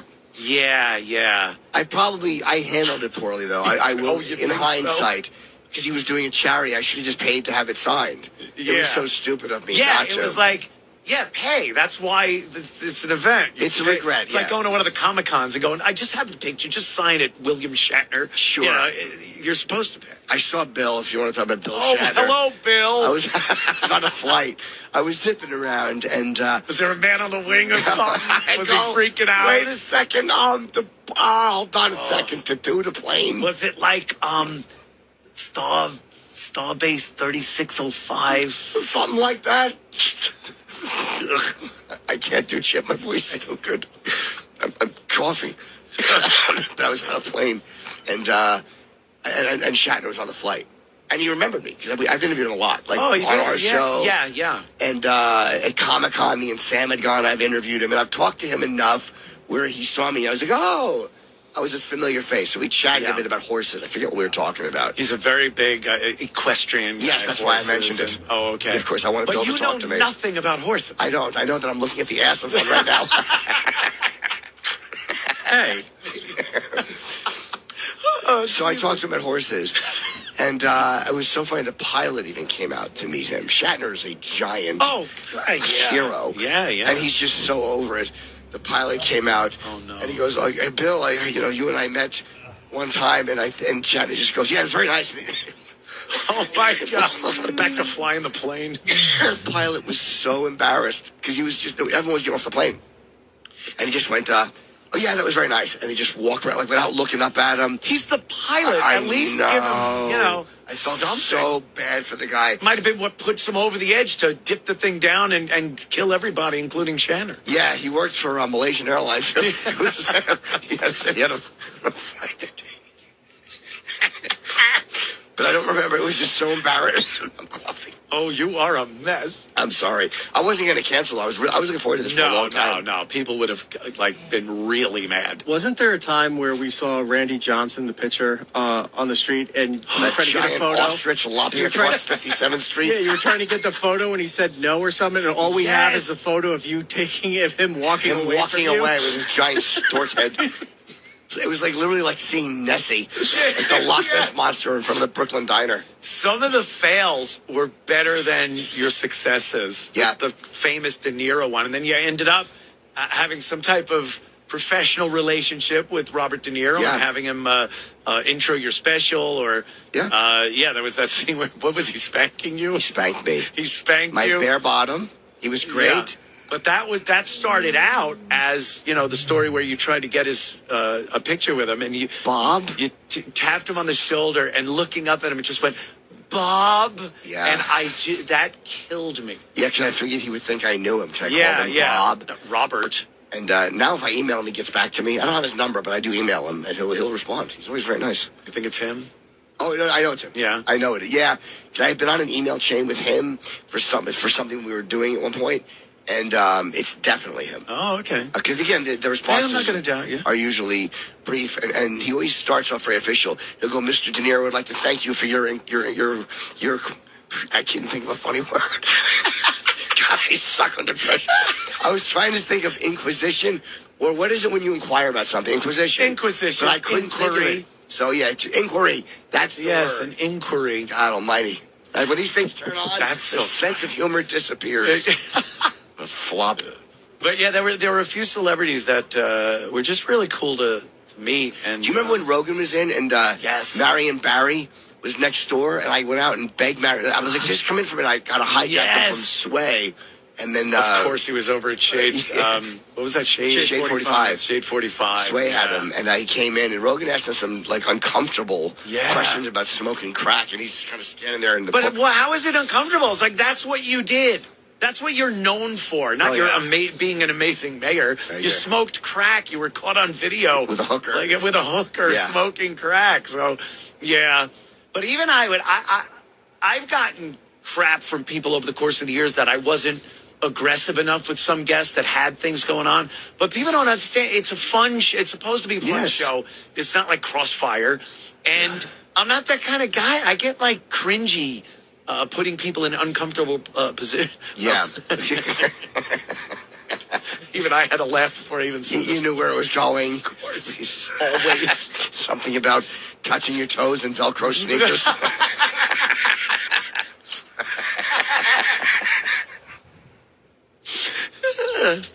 Yeah, there was some uncomfortable. I have a hard time doing it too. Like for me to get like really crappy with somebody, I have to be angry with them, or they have to do something like that gets me past that point. Like I'm not good at just being confrontational with somebody for no reason. Right. Especially if they're being nice. Jesse Ventura was a huge moment.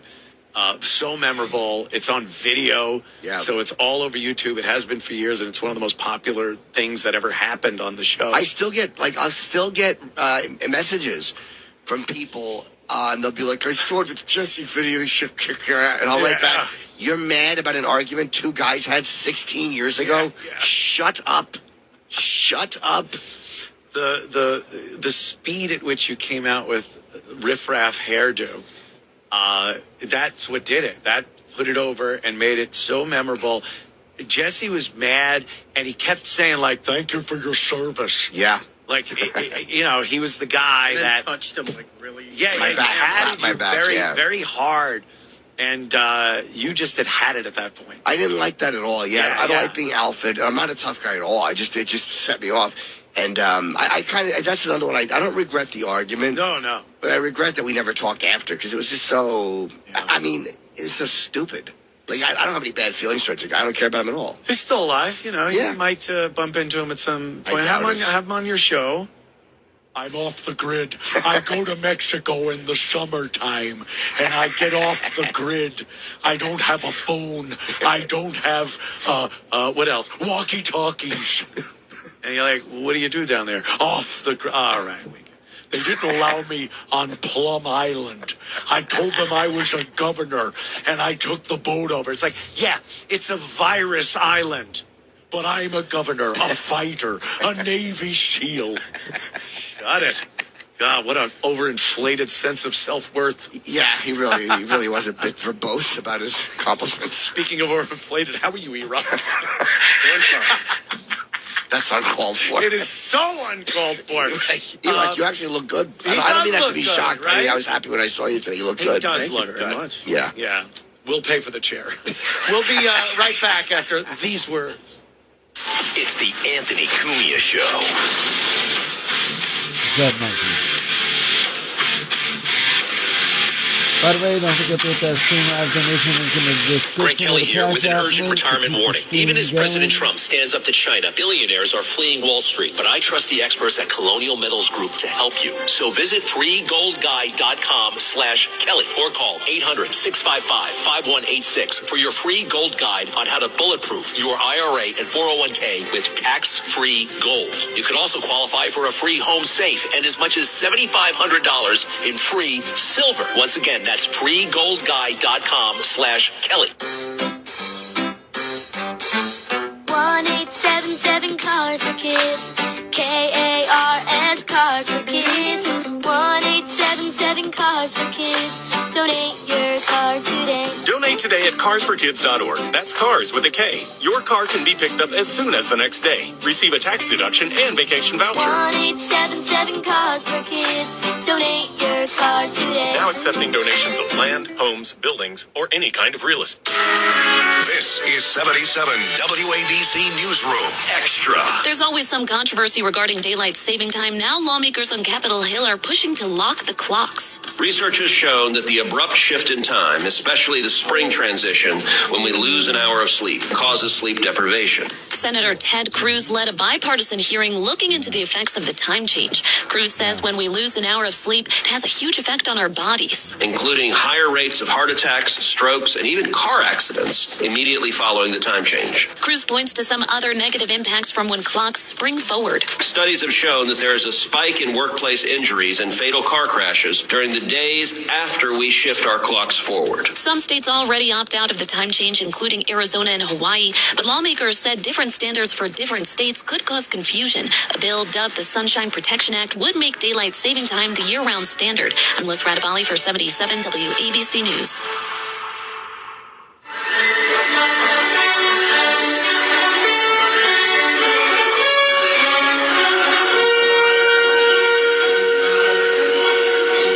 Whipping out free speech. It's the Anthony Cumia Show.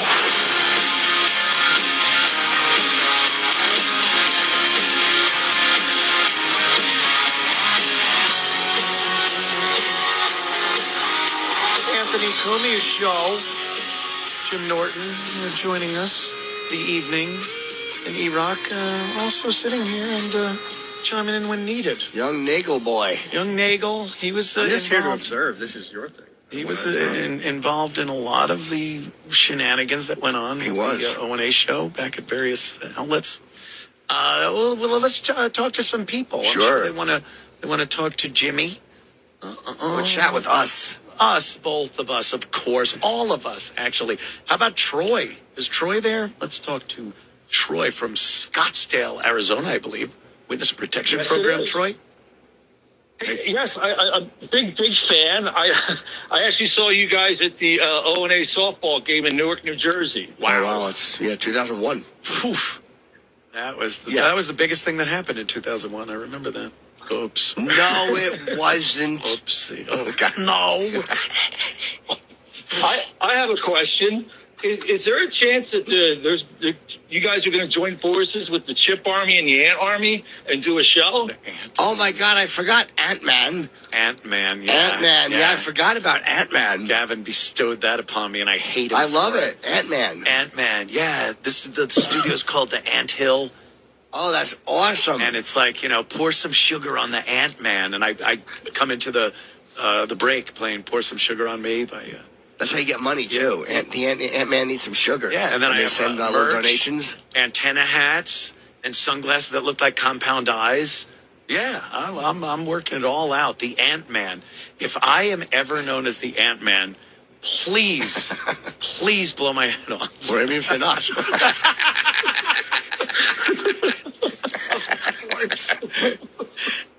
You never know, Troy. I mean, obviously, me and Jimmy have worked together whenever we can over the course of the years. And I've loved doing Chip. That was, so much fun. The live shows, I forgot, we went out and did those live gigs in various cities. And it was so much fun. And Chip would write a bunch of dialogue for everyone before. It was usually... That's right. It was usually not quite as humorous as Chip had thought it would be. We had to read from Chip's script. Yeah. It was terrible. I forgot about They were unfortunately bad scripts. Yeah. Anything else, Troy? what my favorite episode was the one where you were drinking wine. That could be any episode. Yeah, who was drinking wine? Anthony? Of course. Anthony was drinking wine. No, and he started singing "Stumbling In," and then cause I guess he had been drinking earlier, maybe. That would I don't know, sense. but he starts slurring all the lyrics. It's hilarious. Oh, okay. I don't know what episode. Yeah. But anyway, Yeah, I But kind of thank you, pulled the guys. throttle Thank you. back on that a little bit. Yeah. You know, we all have to Sure. mature. But thank you, Troy. Thanks Thanks you a so lot. much. Have fun out there in AZ, okay? Arizona. Bye-bye. Like some schnook. Eating egg noodles and tomato sauce. Is that where he was, Arizona? I think it was like they all go out there. A new don't they? development. Yeah, Sammy the Yeah, Bull went out there. I think. They sent. What's his name? The guy that ratted on. Sammy the Bull. Yeah, Sammy the Bull. Yeah. It's, you said that.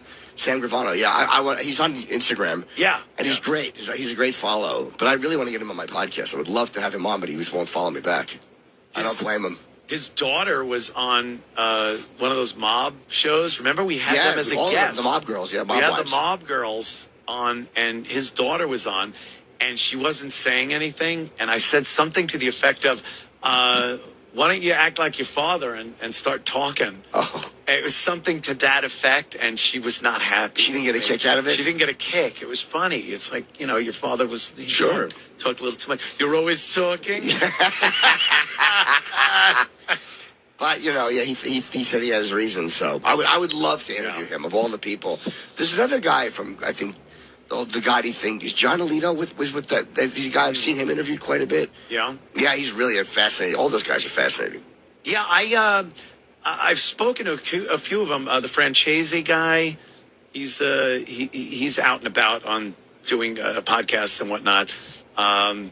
And there's a few of them. And you would think, like, that would just get you killed. Years ago, Even if you're out of it for 10, 20 years, you would still be killed if you said things. It's just not the same anymore. No, we don't have the same type of loyalty to this thing of ours. Even, by the way, my favorite thing in The Sopranos now is watching Vito try to have sex with Finn.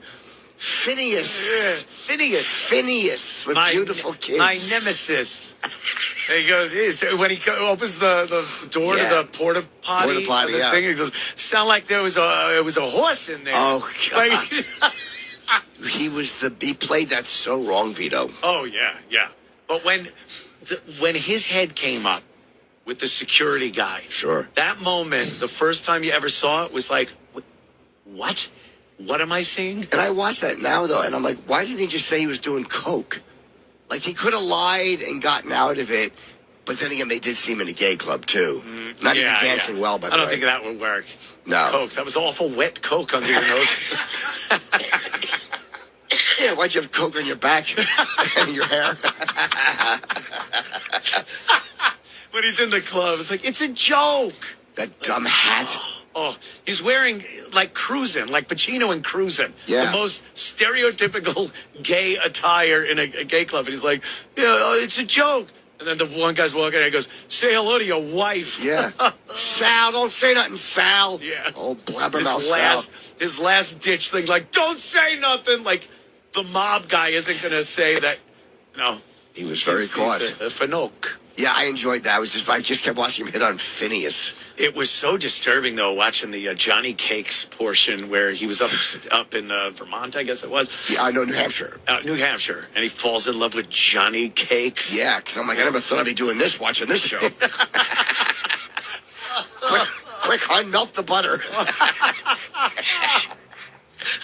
That guy committed suicide. Yes, he did. The guy who Isn't played that Johnny Cakes, crazy? the actor. I wonder if it was because of that, like he kept getting taunted with Johnny Cakes. Who knows? I love you, Johnny Cakes. I love you, Johnny Cakes. I wonder if that drove the guy to suicide. It might have. That's not a stereotype you want if you're, old man. We'll be right back after these words. Stick around. WABC New York and 107.1 WLIR-FM Hampton Bays. WABC. Opie is live. Doing what exactly?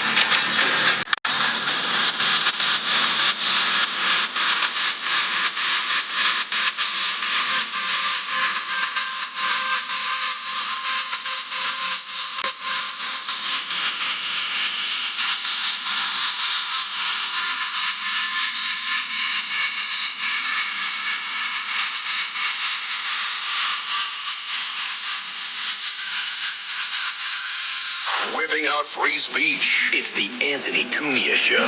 77 WABC.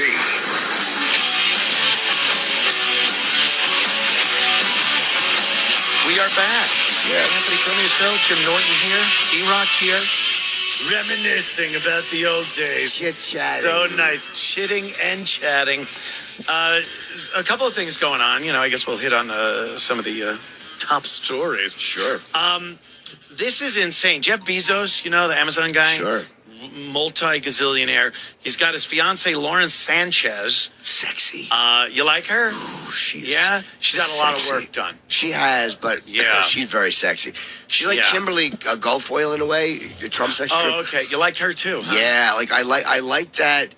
They're like at 48 to 50, but they're in hot shape, and they go to the gym. Oh, that's interesting. Yeah. Yeah, I agree. Yeah, that's right up my alley too. My alley. My alley. Is that what you're calling it now? What's your fingers? So he's like in the space business now. You know, he's got the Amazon thing. Blue Origin. Blue Origin. Blue Origin. It needed the money. Oh. Yeah, Blue Comet was The Sopranos where Bobby got shot. Right, the train. I think I'm going to do it. Yeah. You dope. You stupid trains. So his fiancée, Lauren Sanchez, Katy Perry, pop idol star Katy Perry, and Gayle King, and then two women that I guess have something to do with the aerospace industry. They are going to be rocketed up into technically space. Yep. They're in the vessel for 11 minutes. They shoot it up. That's right. It kind of hangs out up, not in orbit, but above the atmosphere. Weightless, yeah. And then it comes right back down again. And this is a terrible idea. I think what Jeff Bezos is doing is a carnival act. I think it's a ride. I think it's not like what Elon and SpaceX are doing. SpaceX is bringing people and materials to the space station. Sure. It puts things in orbit. It docks with the space station. Ooh, getting a little turned on there, Jim. It docks with the space station. And this just seems like a carnival ride. And I can only see it ending in tragedy. You wonder if there's going to be, this is what I have a couple questions about this. Would you do it? I don't know if I would do it. A part of me thinks, Gayle King said she didn't want to do it. But then when someone goes, Oprah said to her, you'll regret it once they're back, that you didn't do it. 11 minutes later. It's only 11 minutes. A lot can happen in 11 minutes. Tell me, there's certain things I could do 5 times in 11 minutes, including handing over the money. Without swallowing? Okay, I'm defenseless when I laugh. Here's what I think. It shoots you straight up, and then you float. Yeah. But there's no engine on it. So when you come back down, when that thing comes back down, is it like falling back down, or how are you? Yeah, it's just falling. The Earth grabs it back and wants it back. So you're basically what are the G-forces like? Are you plummeting? Well, you're not slowing down from, like when a ship is in orbit, it's doing about 17,000 miles an hour. Yeah. So when it hits the atmosphere, it's got to slow down. So you're feeling a lot of G's. When you just shoot it up and it comes back down, you're not getting those speeds. So you're not getting a lot of G's. There's not as much heat on the heat shield because you're not coming through as fast as you would if you were in orbit. But if you were on a plane and it just fell from that height, you'd be smashed up against the ceiling. Yeah, you probably would be. The G's would be terrible. I think you're strapped in. No, if it's just falling, I think it has more to do with acceleration than speed or deceleration. You're gonna feel it. But this just seems like, first of all, what a great way to off your fiance if you don't want to marry her. Sure. They would never be able to say, "Oh, he did something." Yeah. It's just, look, they took a risk. It's dangerous. And then Katy Perry, what is she thinking? I think they're stupid. I think they're just stupid women. Sorry. Well, he's done it. Bezos himself did the first one. Did it with Shatner. Been on Shatner did one. Yeah, he cried. He cried because of the blackness, the darkness that I saw. Believe me, I can relate. and then he gets down there. He's trying to tell the camera and the microphone that they put in front of his face what an amazing thing had just happened. He said that it was so amazing and scary to see how thin our atmosphere is and how fragile the planet is. You're looking around at blue skies, and then it's just blackness very quickly. And you see this thin atmosphere over the earth and realize, oh, my God, we are here, like, because of insurmountable odds that this would work. Yeah, that it actually worked. And Shatner starts tearing up. And stupid Bezos comes over with a big bottle of champagne, woo, and just starts spraying it on Shatner as he's having this profound moment. Oh, Jeff. And it was so embarrassing. I felt so bad for Bill. And then even Bill had to know, like, okay, this is all right, woo. You know, but he's having this profound life moment. And but I don't see women. Sorry if I'm sounding misogynistic. Well, they're not driving the ship. No. Ugh, could you imagine? They don't even on SpaceX flights, they're not driving anything. It's very autonomous these days. Like Elon and Tesla and SpaceX is very good with autonomy. It does it by itself. They know how to. The ship itself knows how to dock. I still don't know if I trust that. Like, and I know it's just from being so used to people doing everything. Yeah. But when you watch Apollo 13, right? Yeah. You see what happened when you left it in front of me. It's great reference, 1971. That's a topical and timely thought. Well, if something happens, I guess they would have to do something hands-on. Yeah. But these things just fly themselves, and especially the Bezos one. This goes up and down. It's like a bottle rocket. Yeah. And these dopey broads are just sitting there hoping they don't burn up. Yeah. Oh, look, Henfest 25. And I read a couple of articles about it, and they were more concerned with their uniforms.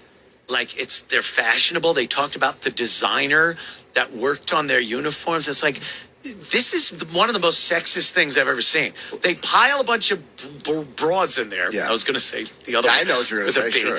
A bunch of broads in there. Oh.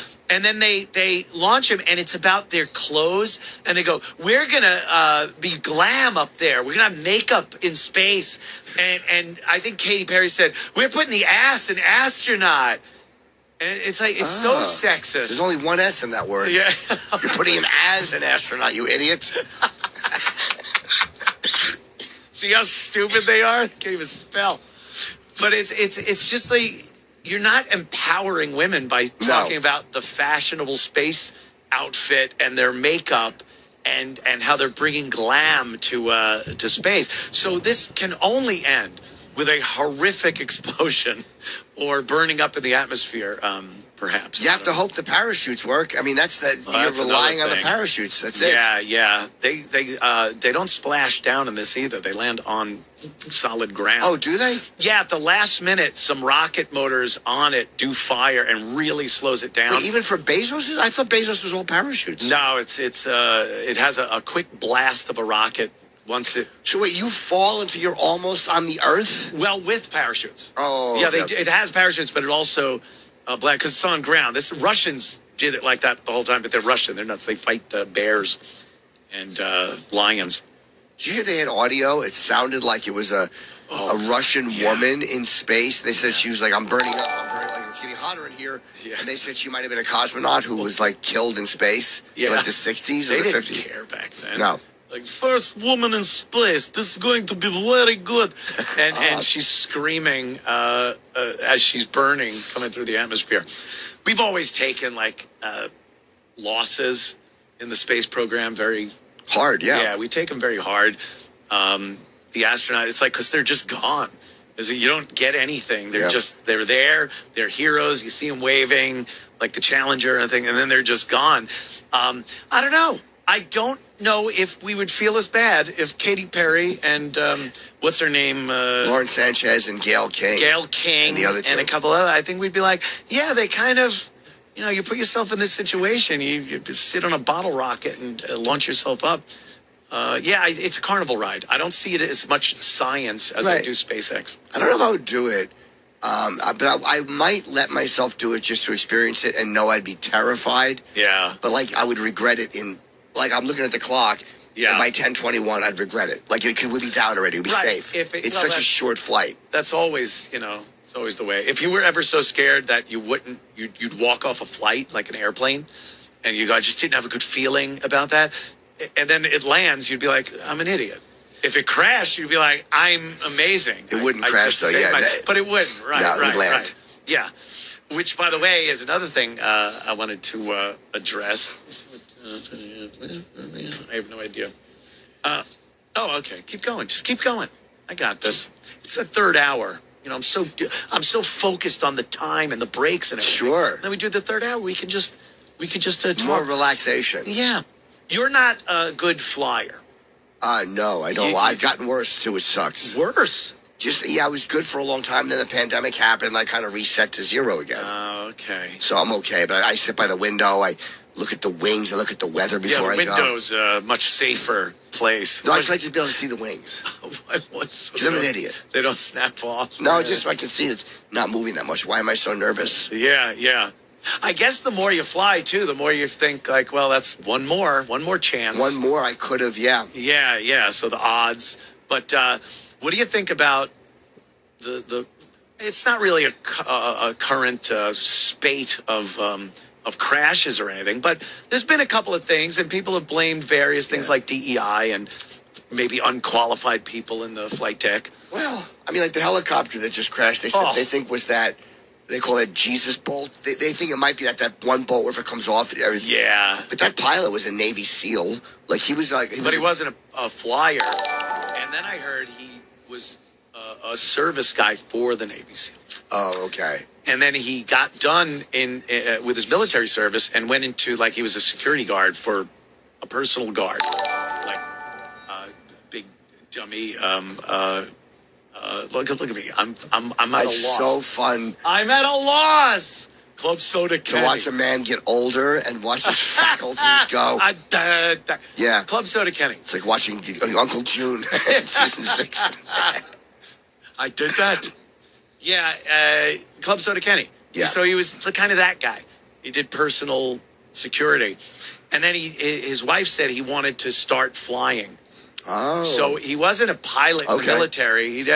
And I'm not blaming him. I mean... they think it seems Could mechanical. be the Jesus bolt, which they call it that because and they say if it fails, you're going to see Jesus. That's it's also because the reason I don't think it was the pilot's fault is because there's very little a pilot can do where you see the helicopter falling, and if you see video, you can see the thing still spinning in the air. Yeah. That just came off. But there's also a theory that he had mishandled the controls. He was ham-handed on the controls, and that the rotor, he smacked the tail boom and broke it off even before the rotor came Can off. that happen? Oh, yeah. Oh, man. You think they would make it so that couldn't possibly happen no matter what you do? But if you really push forward and then pull back on the control stick, the rotors are flexible, and it can go back and bend into the boom, the tail boom, and it cuts it off, and you're done. Oh, wow. That's what I hate about helicopter. I'm not a big helicopter guy. I've never been in one, and they have flights to JFK. Yeah. And I thought of it, just to save the time and the traffic. But I want to do a helicopter ride once, but it kind of scares me. Yeah. Like planes, as long as you can get your speed up, it doesn't matter. You can have no motors and a good pilot like Sully. Sure. You land in the river. A helicopter, if it fails, you're done. Yeah, and there have been a lot of little accidents this year. But I look at it the more there are, the less likely it is more will happen. Unless it was because they're putting unqualified people. That could be it, too. As mechanics, ground crews. You know what I'm seeing a lot? That people just kind of go, planes bumping into each other at the gate or at the tarmac. Yeah. And that's because your ground crew was supposed to, they got their little flashlights and they're guiding the planes in. They're not paying attention. Or they're not trained right, or they're stupid, or they got the job because of diversity, equity, and inclusion. So the one, it was Delta airline plane, one I fly all the time, one of these CJ 900s. Yeah. CRJ? Is that CRJ 900 from Greenville up to LaGuardia. I hate those Canadian regional jets. Hate them. They're better than props, but they're too small. Yeah, they're very small. It's just first class, please. Was it bumpy coming up? A little bit. Not bad, though. I don't really mind the bumps unless it's crazy. Then I'm kind of looking. But I don't think any plane has ever crashed just because of turbulence. They kind of make them so that I say that to myself all the time when I'm panicking. I think full-blown panic attacks. Oh, panicky Pete. Yeah, it's the worst. Yeah. But that one in Toronto, it was landing in some poor weather, and it flipped over. Yep. Amazing that people weren't killed. Yeah. But then it's like, it's a woman pilot. Was it a woman? Yeah. It was a woman flying that plane. There was a guy in the plane also, but the woman was flying it at that time, and she didn't have a lot of experience, and especially with bad weather. And I just, I take a picture every time I post it on my social media. I've noticed. I'm like, here's an elbow check. I want an elbow with maybe a few, freckles, liver spots, some gray arm hair. Sully. Who wouldn't want Sully as his pilot every single time Mother you fly? Goose.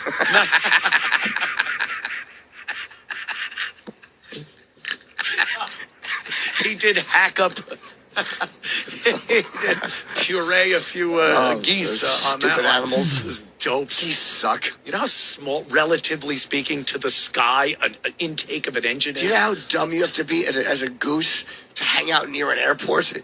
It's like you have everywhere else to go. You're not going to be minced. Look, a giant one of us. You dope.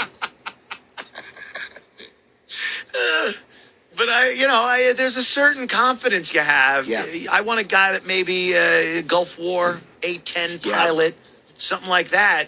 That a normal flight for him is great because he's used to being shot at. So how bad is some turbulence or what have you? Right. So you want that, and then I look in and I see the ponytail and the big diamond engagement ring or wedding ring or whatever, and I'm just like, I just don't feel as good. You don't feel as safe. As safe. Because, look, we all, whenever we get on a plane, you always think, like, you do you have a ritual? Do you pat the side of the plane door, or? I do. I spank it on the... I do right on the tail fin. Oh, man, you're safe, girl. And then there's an engine in the back. I'll put my fingers in it. Rub them under the pilot's nose.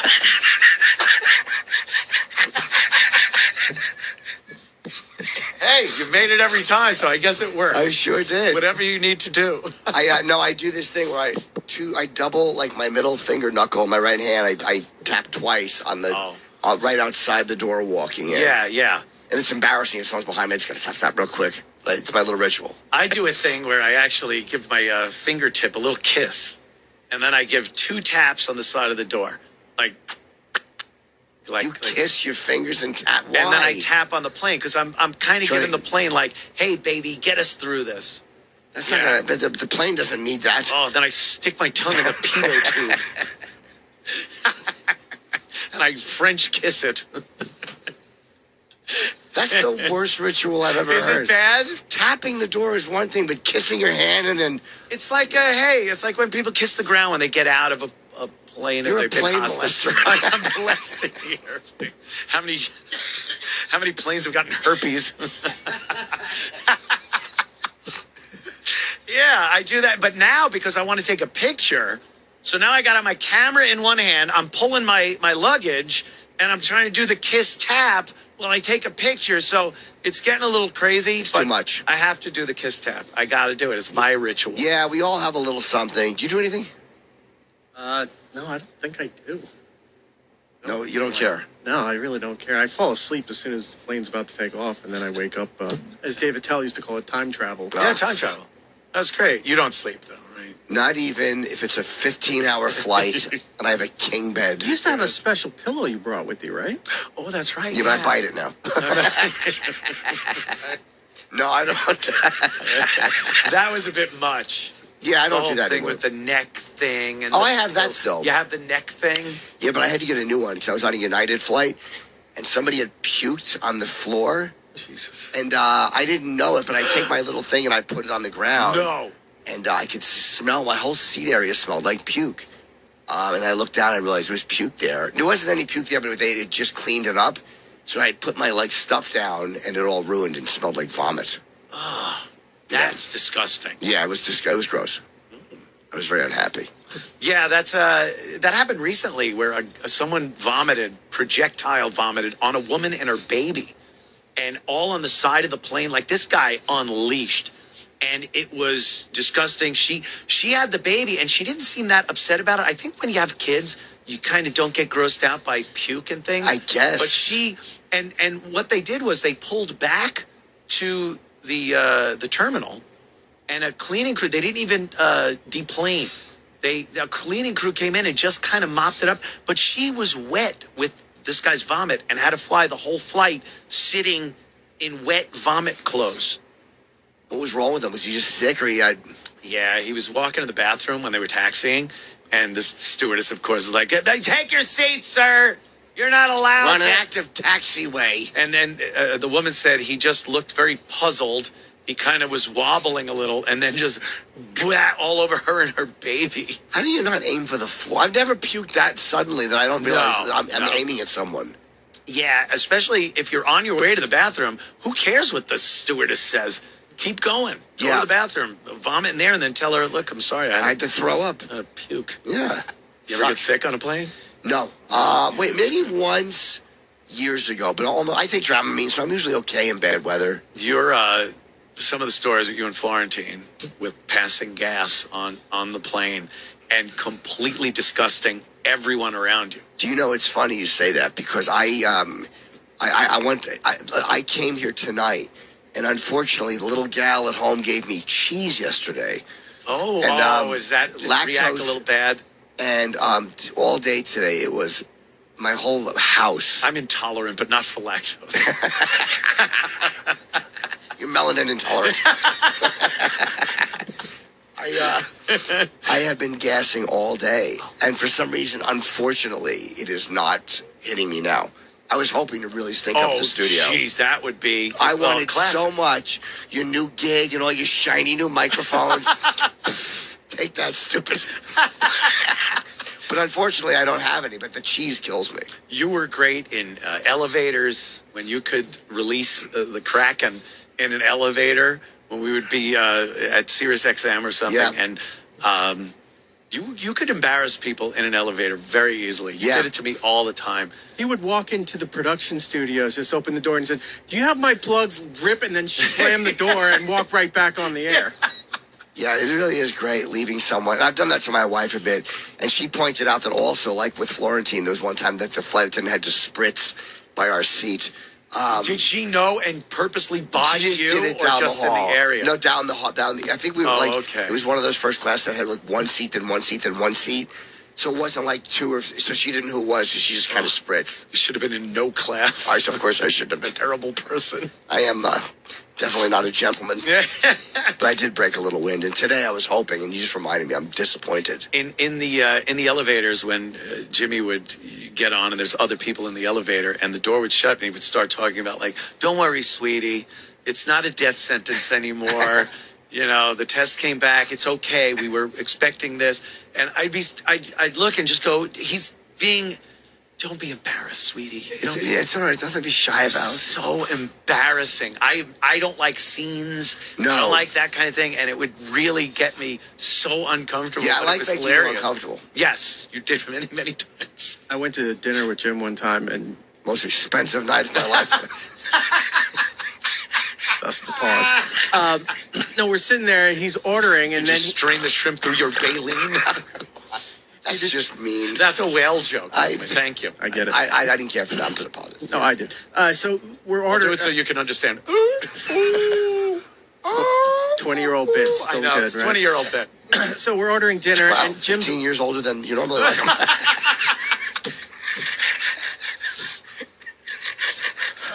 We're at the restaurant. Jim starts to order, and then he decides to order for me, puts his hand on my head, and he goes, and she'll have, and like it was a 1950s sitcom thing. He starts ordering my meal for me and just keeps saying, oh, she doesn't like this, but she'll take that, and can we get this on the side too, and maybe some for the table? And then they go off, so I didn't order, and then he just pulls his hand back like nothing ever happened. She'll have the linguine and white clam sauce and a Coke with no ice.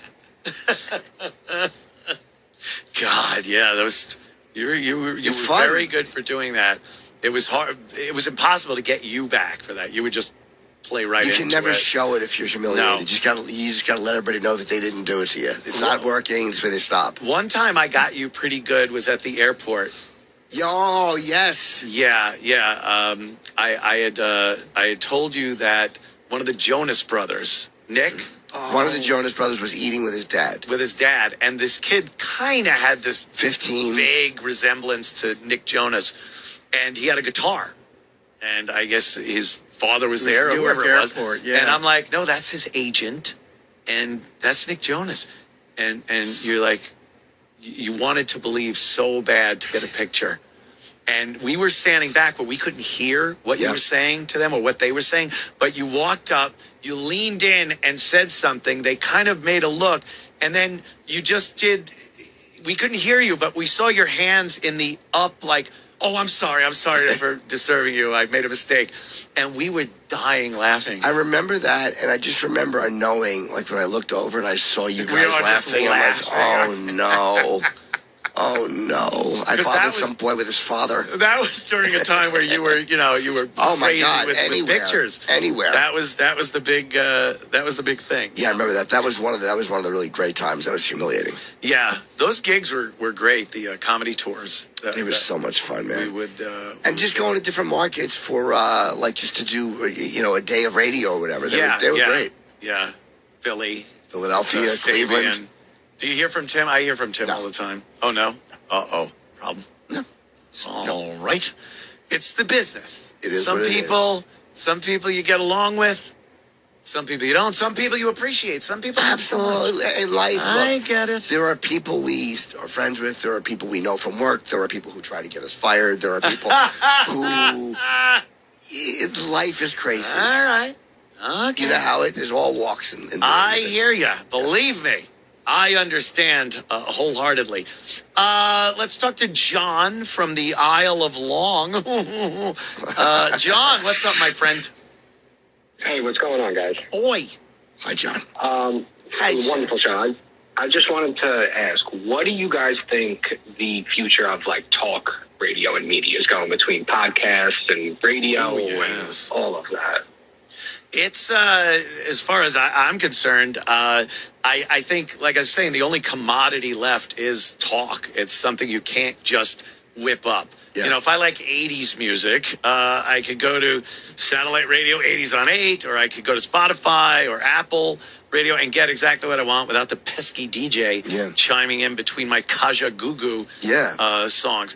Hitting the post and wrecking the beginning of the song. Right. Dumb mouth. Yapping over it. Yeah. But talk radio, that's still something that people want. Who listen to it. There's an audience for it. So I don't know. I think that's something that, the death knell for radio has been going on for years. Television, talkies. Yeah. The talkies. But, if you got people on there that know what they're doing, I don't know why they hired me, but, people, they'll listen. They kind of want that. Yeah, because you can't just whip up a playlist of your favorite talk. No. Do you guys think podcasts get played out eventually? People are never going to take a little, because there's so many of them. There's always going to be ones that last. Yeah. No, they'll be around for a long time until the next technology comes along. But why wouldn't they? Radio's been here forever. Yeah. I think podcasting, though, is almost like comedy was in the 80s, where everyone was doing Jerry. Yeah. Did you ever notice? And there were 5 comedy shows on every weekend. Evening at the Improv and all those things. Comedy on the Road with John Miner. Yeah. And then after a while, the people that weren't that good kind of fell to the wayside, and the good people continued. But there's, you walk into a comedy club and sometimes you see those headshots and you're like, what happened to that guy? Dude, I go into clubs that have been around for a long time, and I look at those headshots and I'm like, what happened to, I don't know who any of these people are. Yeah. But they all had the same dream I had. They think of that when they look at your picture.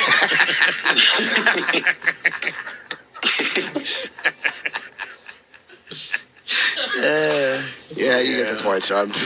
You get the point. I hope that answered your question, John.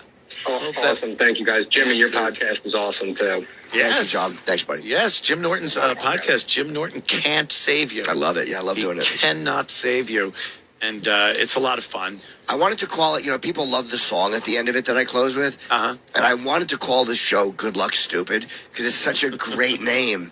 But it kind of fits, too. Like, it does. You got problems, good luck, stupid. But Mike, the producer, he's like, yeah, but it might be harder to get certain guests if they don't like I'm like, oh, yeah. And at the end, I just play. It's a very short, AI-generated song. Everybody asked me about the song at the end of it. They're all like, who's that singing? And where'd you get that? Wow. It's AI? AI. It's 10 seconds. Did you come up with the lyrics, prompt for the AI? Yeah, I did on my phone. You did? Yeah, there's actually an opening song, which we don't play on the video, and which is AI. And then there's a closing song, but it's a 10-second song, and that's the whole thing. Yeah. On AI. I tried to hire a girl to actually sing it, and she was like one of these people you find on a website. And she's like, this is OnlyFans, you idiot. I don't sing. Like, oh, sorry. I just saw you talking into that giant microphone. Why'd the microphone spit on the lady?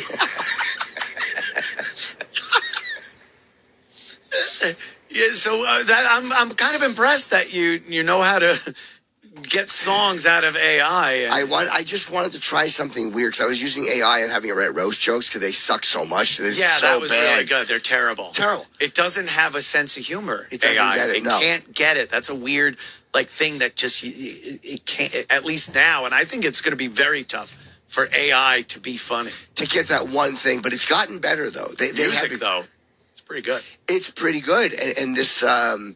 I love the end of this song, but people always ask me about it. Anyway, I was going to call it that, but I didn't. I kind of wish I had. Yeah. But Jim Norton Can't Save You has my name in it, so it's easier. Yeah, you got to have your name in there. It's easier, and people potential guests won't go like, really? Call me stupid? That's in a weird way, because I just watched the end of the Neil deGrasse Tyson one, and it's playing Good Luck Stupid, but it's showing pictures of me and Neil. And I'm like, I'm not calling him stupid. Yeah, he's not obviously. stupid. Well, I think people would know who the stupid one is. Yes, of course. In that picture. We'll take a quick break. Yes. And then we will return. And make love. Yes, and make love with the airplane. I love kissing my hand and patting. God, that's going to annoy me all week. I'm going to do it tomorrow. Yeah. I'm going to do it tomorrow. Good luck. Fly. Fly, baby, fly. Ugh. Oh. I'll be right back. 77 WABC, the crown jewel of talk radio. Heard worldwide in 173 countries and all 50 states. WABC is committed to live and local radio 24 hours a day, 7 days a week. See what 77 WABC can do for you and your business. Call 929-552-7175 and advertise with 77 WABC. Listen to this podcast now on the Red Apple Podcast Network. Positively Ernie, the podcast. Brianna Parolo, a lot of people are in a situation where they're not happy with their Sure. work. I mean, I can't even remember the statistic, like 2 out of 5 people are unhappy with their job. That's a lot. Sure. And so what happens? Do you say, I'm going to stick with this, I'm going to find ways to talk to people, find a better way to stay here, or do you leave? It depends on every situation. Sometimes you might not have the financial backing or ability to leave. It all starts with a conversation. If you feel like somebody's mistreating you or there's a lack of company morale and there's more positivity needed, start a committee. Get involved in that way. If you don't ask, the answer is always no. So at least you can say at the end of the day, you tried and gave it your best shot. The best time to also look for a job is when you have one. So you could always pivot and say, what's the environment? True. But there's always going to be difficult people. So you always have to pivot and be flexible, like you mentioned. Download all of Red Apple Media's podcasts right now through your favorite podcast platform. It's the Anthony Cumia Show. 77 WABC.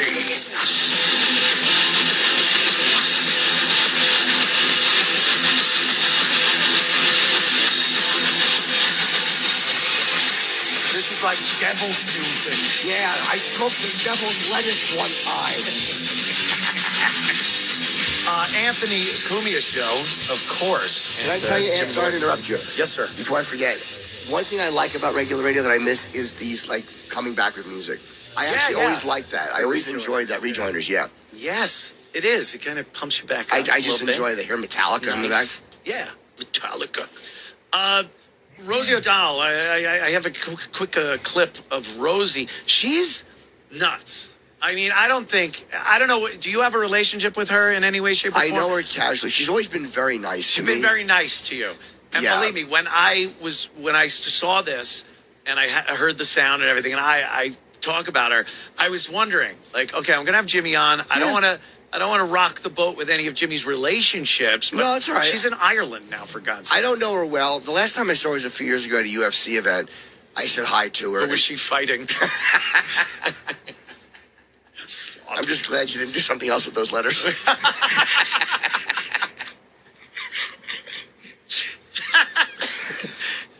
No, I was, and she was with her son. So I said, comics always know each other. It's like actors may not, but comedians always. Yeah. So I said hi, and she was, hey. And she's like, oh, my son's a big fan. So I said hi to her son. And so, she's always been very... Okay. And I did Colin's show with Rosie the week she came out, or the month she came out.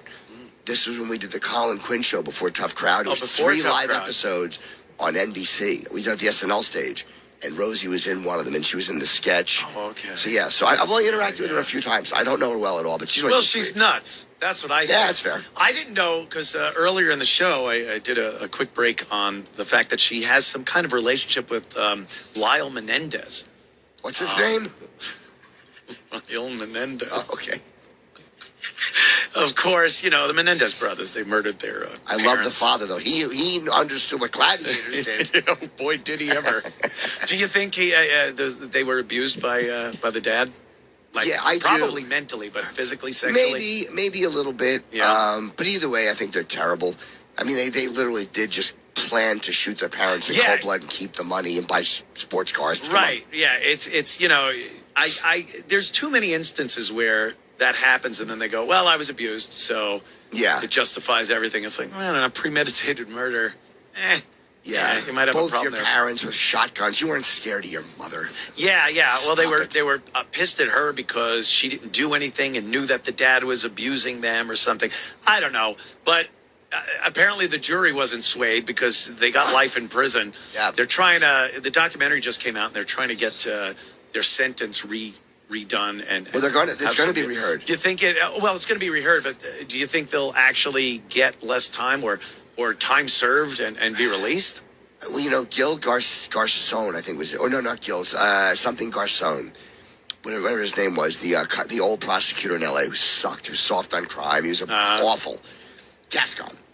And he said yes, that they should be resentenced. Then the new guy comes, and he's like, wants the death penalty for people. And he's like, nope, it's not happening. And then a judge just said, we're going to re-sentence them. Okay. But I don't know what they're going to get. Yeah, see what happens. I don't know. Because they've been in there, 30 years? Something like that? Over 30 years? 35 years. maybe? Yeah, it's been a long time. Yeah. Yeah, they were very naughty boys. So Rosie sparked up a relationship and visited him and she actually said it's the first straight man I've ever loved. So really weird, but I don't know. I always thought any of the women that have relationships, even pen pal with a convict, especially murderers, they're weird. You gotta be out of your mind. Dude, the Night Stalker with his rotting teeth, who raped and murdered people and hit them with a lamp, he was getting girls sending him gushing pictures. That makes you feel bad when you can't get a date. When I was swiping on Tinder, getting nothing, I'm like, all I had to do is bludgeon an old lady. Yeah, it's a little disheartening. It is. But those women are just busted. They're just crazy, broken They're women. nuts. And I think Rosie falls into that category. She seems like a very miserable person. But is it a love thing with him, or is it just that I love this guy? And it's not like a sexual or relationship thing. No, I can't imagine that. Yeah. But even so, it's just weird getting this close relationship with somebody in prison for murder. Yeah.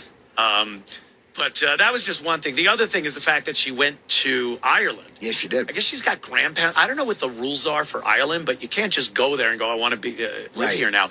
But she has grandparents that are from Ireland. And I guess if you can trace your heritage back not too far to genuine Irish people, you're allowed some type of citizenship. Oh, really? Yeah, so she's trying to get that done. But she's, her thing of leaving America was that she's sick of, obviously she hates Trump, But I think that's even a personal thing. Like, she's taking it very personal. But he called her a slob. He did, yeah. I mean, the world was watching that debate. That's right. When he said, just Rosie O'Donnell, she's a slob. So she took it personally. But would you leave the country because this guy that talked crap about you is the president? No, I mean, I wouldn't. I'd be happy anybody recognized me. And I'd ask him for a picture. I wouldn't care. Trump calls me a slob. He did. He did. I have that as a badge of honor. But it was before he was president. How much does she have money-wise? I guess she has a lot of money. She's got to be doing well. Yeah, she had that talk show that was that went on for forever. so long. She made a ton of money. Yeah, she was good at it, too, before Ellen came along. Yeah. That bitch. Yeah, I met her once. I liked that she made people do the white glove test when they weren't dusting properly. She would have people chew gum because her breath stunk. I kind of like Ellen. She's such not a nice boss. No, she sucked. I love it. And, she'd come out with the dumb dance, and everyone's like, oh, Ellen, she's so nice. She was ruthless behind the scenes. Yeah, exactly. A bunch of, diabetic fat housewives dancing along to her dumb song. Meanwhile, she's spitting on people in the green room. Firing Tic Tacs into people's mouth. Oh, I love it. Chew some gum. Stink. Yeah, some guys got AZT breath. Some line producer fruit. Yeah, Rosie was doing good. And it was like, I think people knew she was lesbian. Sure. But she didn't come out and say it. She put on that whole fake thing Cutie of patootie, yeah, Tom Cruise. Tom Cruise and everything. And the housewives ate it up. And then she kind of turned she was very bitter.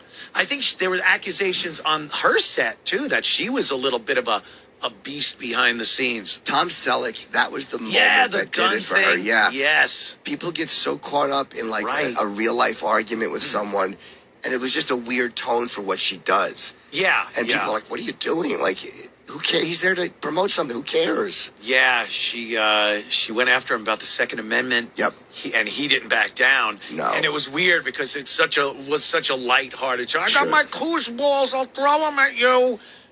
Why do you have guns? Who's that, Voss? Yeah. Well, she kind of sounds like that these days. She's just very, she's a downer. Yeah. She's a downer now. She was difficult at SiriusXM when they hired her to do the show. Of course they hired her. And she was there for a while and then stopped doing her show. Her producers were hosting her show for months because she wasn't getting any of the sponsors that she used to have from the talk show. Oh, okay. And when she went from the talk show to The View to SiriusXM. Yeah. And I forgot she did The View. Yeah. She did it for one season or something. Was that it? She made big news on that show when she was on. Look at us little hens we are. Yeah, little hens. How long was she on? What happened? Oh, for Pete's sake, Anthony, you're goodness. lying. Oh, how the time flies. That was good. I think the best view, though, was... Feel free to set the doorway to this room on fire. 3 old bags. They're locking it now. Yeah, well, I wanted to get to the fact that screw her, because she's bad-mouthing the United States of America. And here she is talking about when she might return, what her criteria might be. Okay. Let's listen. When, it is safe for all citizens to have equal rights there in America, that's when we will consider coming back. Please come back. It's been heartbreaking to see what's happening politically and... What? Hard for me personally as well. The personal is political, as we all know. The mainstream media has been letting us all down there in America, where the fourth estate is required in order to maintain a democracy. And, they haven't been doing their job. So they rag Trump. Here's hoping that they will get better before it's too late. And here's hoping it's not too late already. I encourage everyone to stand up, to use their voice, to protest, to demand. Demand what? What is this? That we follow the Constitution in our country. She just goes on social media from Ireland. And not a king. All right. Not a man. Not a king. It's not a king. And we don't have cruelty. As part of our governing style. So doling the tax. All right, then. Shut up, Hold, Rosie. please. Shut up. Turn her Hold, off. please. I can't stand her. You let her get to you. I do. Because it's like... Take it easy, Philly. What? What, Philly? What, your brother whatever happened there. And he just gets angry again. That scumbag cousin of yours. Phil, take it easy. Phil. Whatever happened there. What a jolt. So Rosie, what rights don't people have? This is what it is. And she's blaming the media. Now, we've been talking about how garbage the media's been for a while. For decades. All they do is they're a propaganda wing. Yeah. People can argue whether it's for the left or the right. It's obviously been biased for the left. More of it, yeah. Much more of it. So what did they not do, Rosie? The fact that Trump got elected is pissing Rosie off because she thinks the media should have done more smearing and more libel and slander and lies about Trump. So her idea of the media not doing its job is he got elected. You guys didn't do enough of destroying this guy. So she then thinks that rights are being taken away. Whose? The Constitution. Trump doesn't want little groups to have their own little rights and special treatment. So we all have our rights under the Constitution, and those are the rights that we have as Americans. And she thinks they're being taken away and runs off to Ireland. Go screw. Good. Goodbye. We should go down to New Orleans and hand out free Cuba leaflets.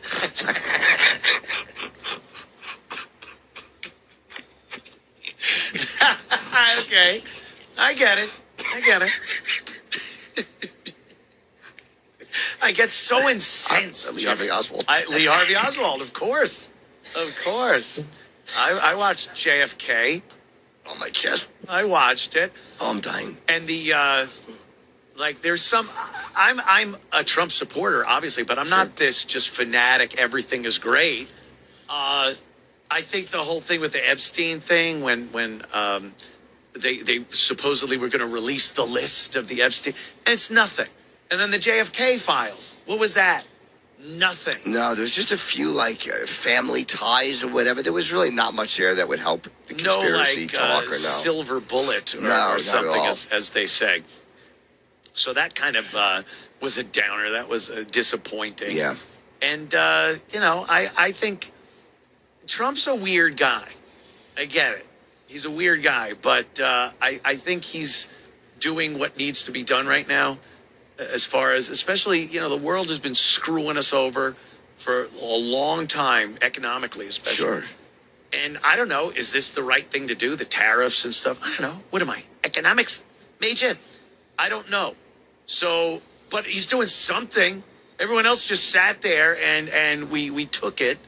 And now he wants to do something, so I'm kind of good. Yeah, I don't know anything about tariffs. The way he explained it kind of made sense, but I don't know if he's right or wrong. I just don't know. I don't know anything about it. And you know what it is? No one does. No.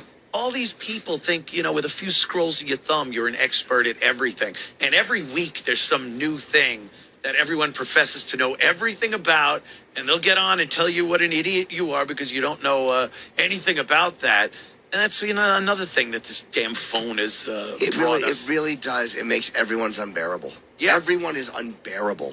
I just can't. I don't care. I don't care about the debates. Yeah, meaning regular people. Right. They'll make a big deal about two people debating Israel. Or they're debating the death penalty. I don't care what they say.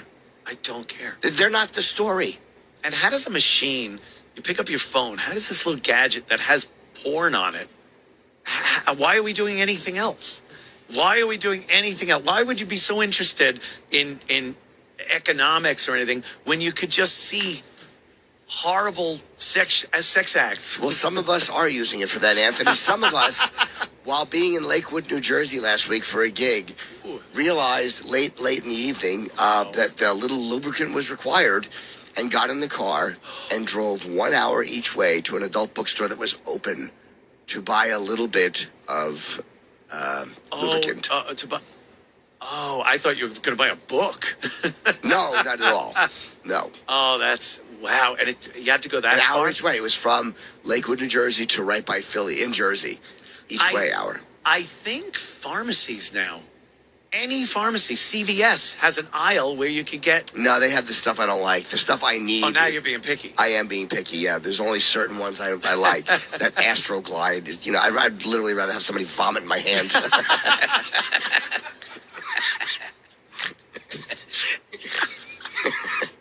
That seems like a weird thing to be, especially if you're in a pinch there and, you got to drive an hour. It would be like, whatever. Because once you're done, you're not going to. I know, but you're just going to feel like the piece of garbage you are. Dude, it's even worse because then you have to take the towel and you can still feel it on you when you're trying to doze off.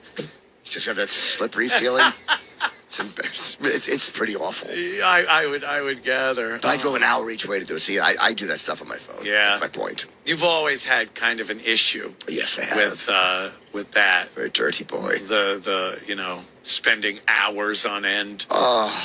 And then upon completion, it's like, why did I waste that much time absolutely doing this? I'm garbage. Sure. Why didn't I just use butter for my toast? It's so much faster. It tasted better.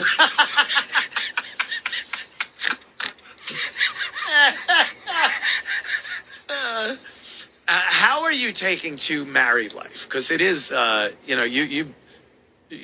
you were an independent kind of guy. Sure. For a lot, you had roommates, Florentine and whatnot. But marriage is that's a big thing. Sure. Yeah, and you had all your stuff. Like, I don't know how your wife feels about your Kiss posters. Hates and them. Memorabilia. How's it going? One word, Gaza.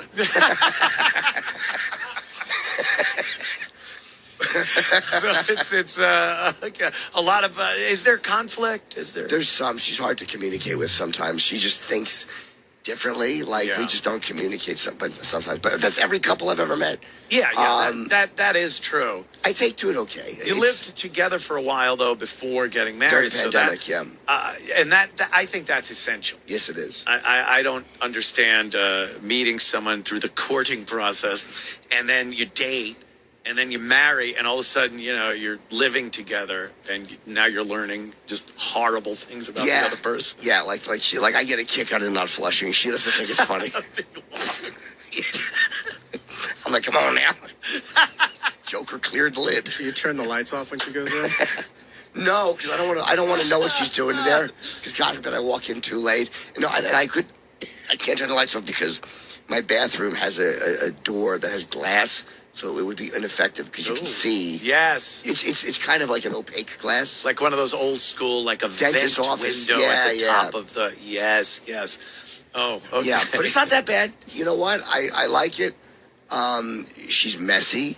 Yeah. There's two of us, so my place is messier. But it's nice to have a family. Are you a clean guy though? You like things organized. I was in my way. I had my ways. Yeah, like I have my ways. I like everything organized a certain way. I like to do whatever I want to do. Yeah. Jim's house was like a museum. Kind of, yeah. Oh, no, I know. I was at the last place, I think, and then this place, obviously. And this place isn't as nuts.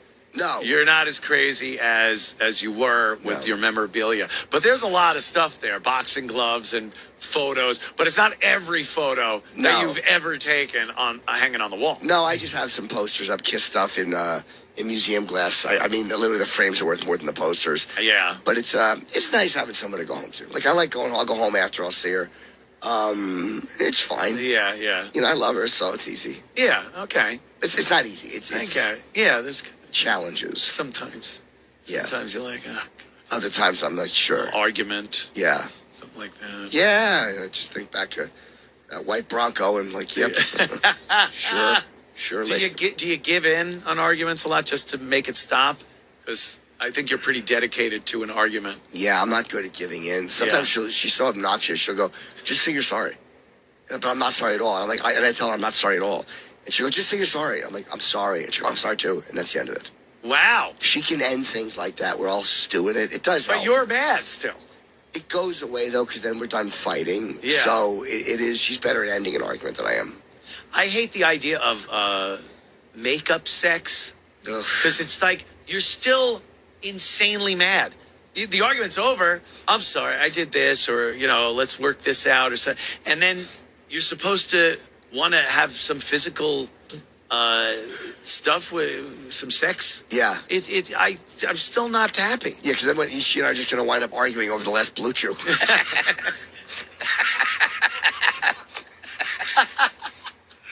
Must be on your night table in a Pez dispenser.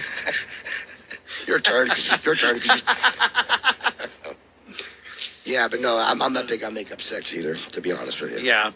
Now, still living in New York. Sure. Do you when you're driving around, do you at least notice hookers? Because I know you used to be. They're not anywhere anymore. They're not anywhere, right? No, and it's funny. I got a new car. I'm doing a Subaru now because it's less expensive. I'm being more responsible. It's gay. And I never, Subarus. Is that a lesbian car? I think it's a lesbian vehicle, but for a guy, I don't know if it's gay, like for a guy. I only got it because they're supposed to be very good in the snow, and I was doing some upstate driving, and I was like, I just need something better than this BMW. And it's half the price for a lease. And I like it. I like the old Subaru. And you ever think of pulling it in a garage, closing the door, and starting it? It's all I think of. There's not a time I get in that car that I don't look for duct tape and a towel and a garden hose. Just want to put your picture up.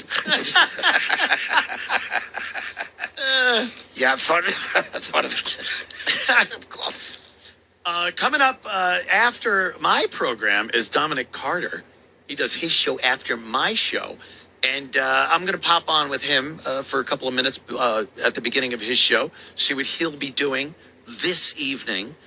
Also, what do you got to plug? Because I want to get everybody's plugs. This week. E-Rock, where will you be eating? I mean, that's just not nice. Well, I still have Anthony's credit card, so I'll be over at Smith & Walensky's over there. Amex. I was wondering why that was still coming in. I'm going to Key West this weekend, this Friday, Saturday. Ooh. And I got a bunch of gigs. Just go to my website, Jim Norton. Do you still enjoy going around touring? Yeah, I'm doing it more now because, again, that's where the money is. Yeah. But I like that I can just go out and not worry about getting back for radio. It's great. It's great. Yeah. I don't miss it at all. Like, I miss, again, the knowledge that the money's there, but I don't see any real life effect from it. Like, I don't miss waking up and walking in at all. It's nice being able to pull the throttle back a little bit, do a little more of what you want to do. Go do gigs, drive. You know what? Can we tack a Sunday or a Thursday onto that weekend? Yeah. And I'll just drive and take a nice leisurely, have another night in a hotel by myself. Tug.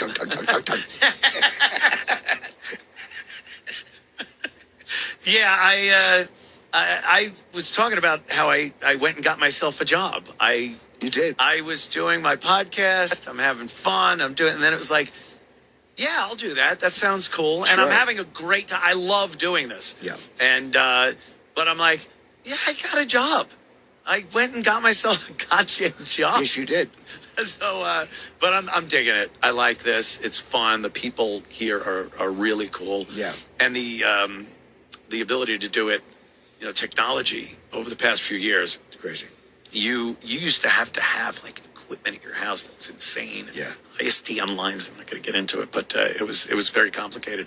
Now, what I have for my podcast is perfectly good for this, so I do that, and it just makes it easier. But I definitely appreciate the opportunity to get back on broadcast radio. Yeah. It's a little vindication thing there. Sure. A little bit. It's fun. Yeah. To be asked for such a piece of garbage as myself to return to FCC-regulated airwaves. It is, yeah. You got a little bravery was there on the part of the management here. Yeah. It happens. Either that or this is a springtime for Hitler situation where they assume this is going to... They're just hoping it bombs. Tank the whole company and you can use it as a write-off. So how long am I going till? 59:40? Oh, that's like a minute or something. Something like that. So, E-Rock, you're well. What are you doing with yourself? You have a kid. I know that. I have the kid. That takes up a lot of my time. I've got a bunch of freelance stuff, and I'm still doing my show for the iHeart Radio Network over there. You're always Where do you take that? I built my own studio. Oh, okay. When COVID hit, they just don't let anybody in the building anymore, so I just do it all from home. That's what happened with, I was doing Bernie and Sid at the old ABC, and then COVID hit, and I just didn't hear from him anymore. And then Sid got mad at me, thinking I just blew him off. He started giving me some what have you.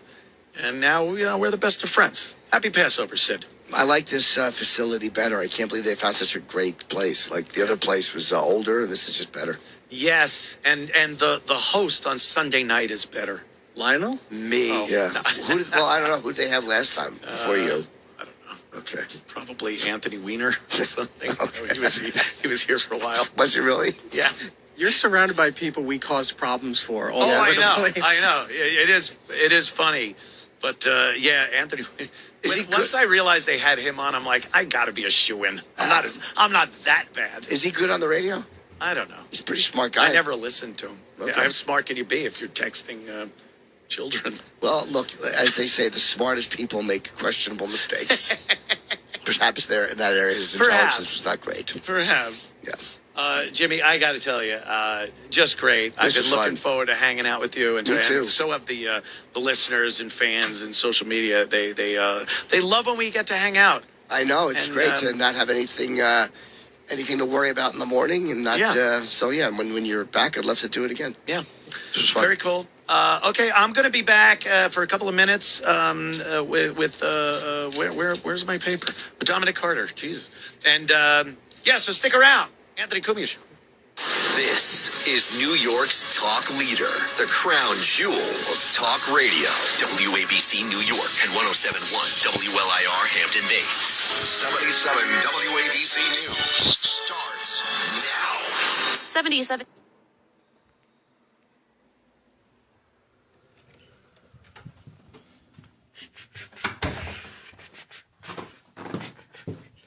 You think I'm listening to him on another show? You're out of your mind.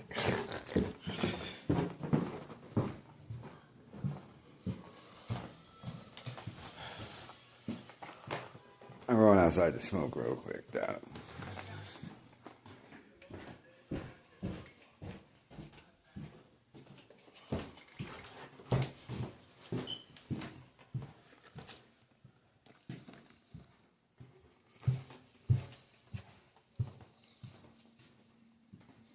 Opie went live.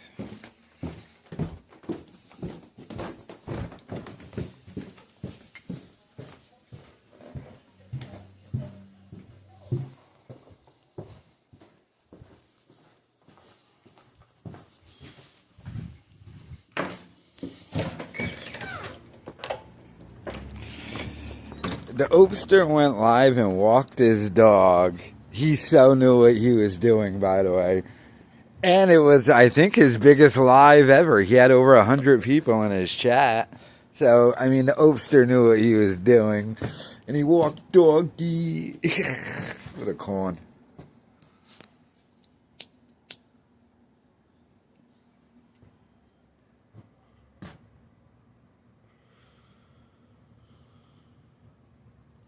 Donate the Bappa, yeah. Thanks for gifting all those subs, Nick S. But yeah, it was a pretty good show with Jimmy. I think there really was only one Opie shot in there, and they didn't even name Opie by name. But they got into the one little old Opie shot. Some good E-Rock jokes, I'll say that.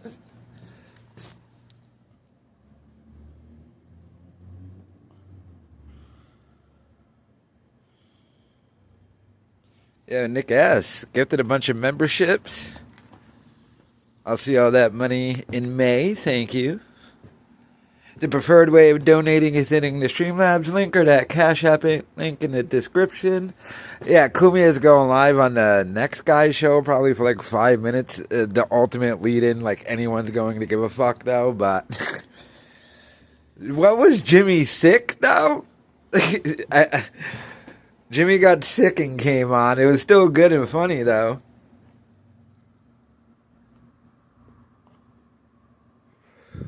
But Jim Norton was sick. Still a great episode. Although, see, I wonder now, because I bet you there was huge numbers, if WABC sees that and is like, do you think we bring Jimmy on? Or do you think because they're quote-unquote conservative, they'll mind the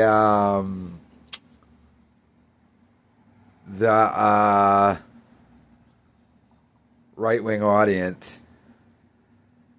See, I don't know. I have no idea. But, as always, I gotta go. Peace. Stay black.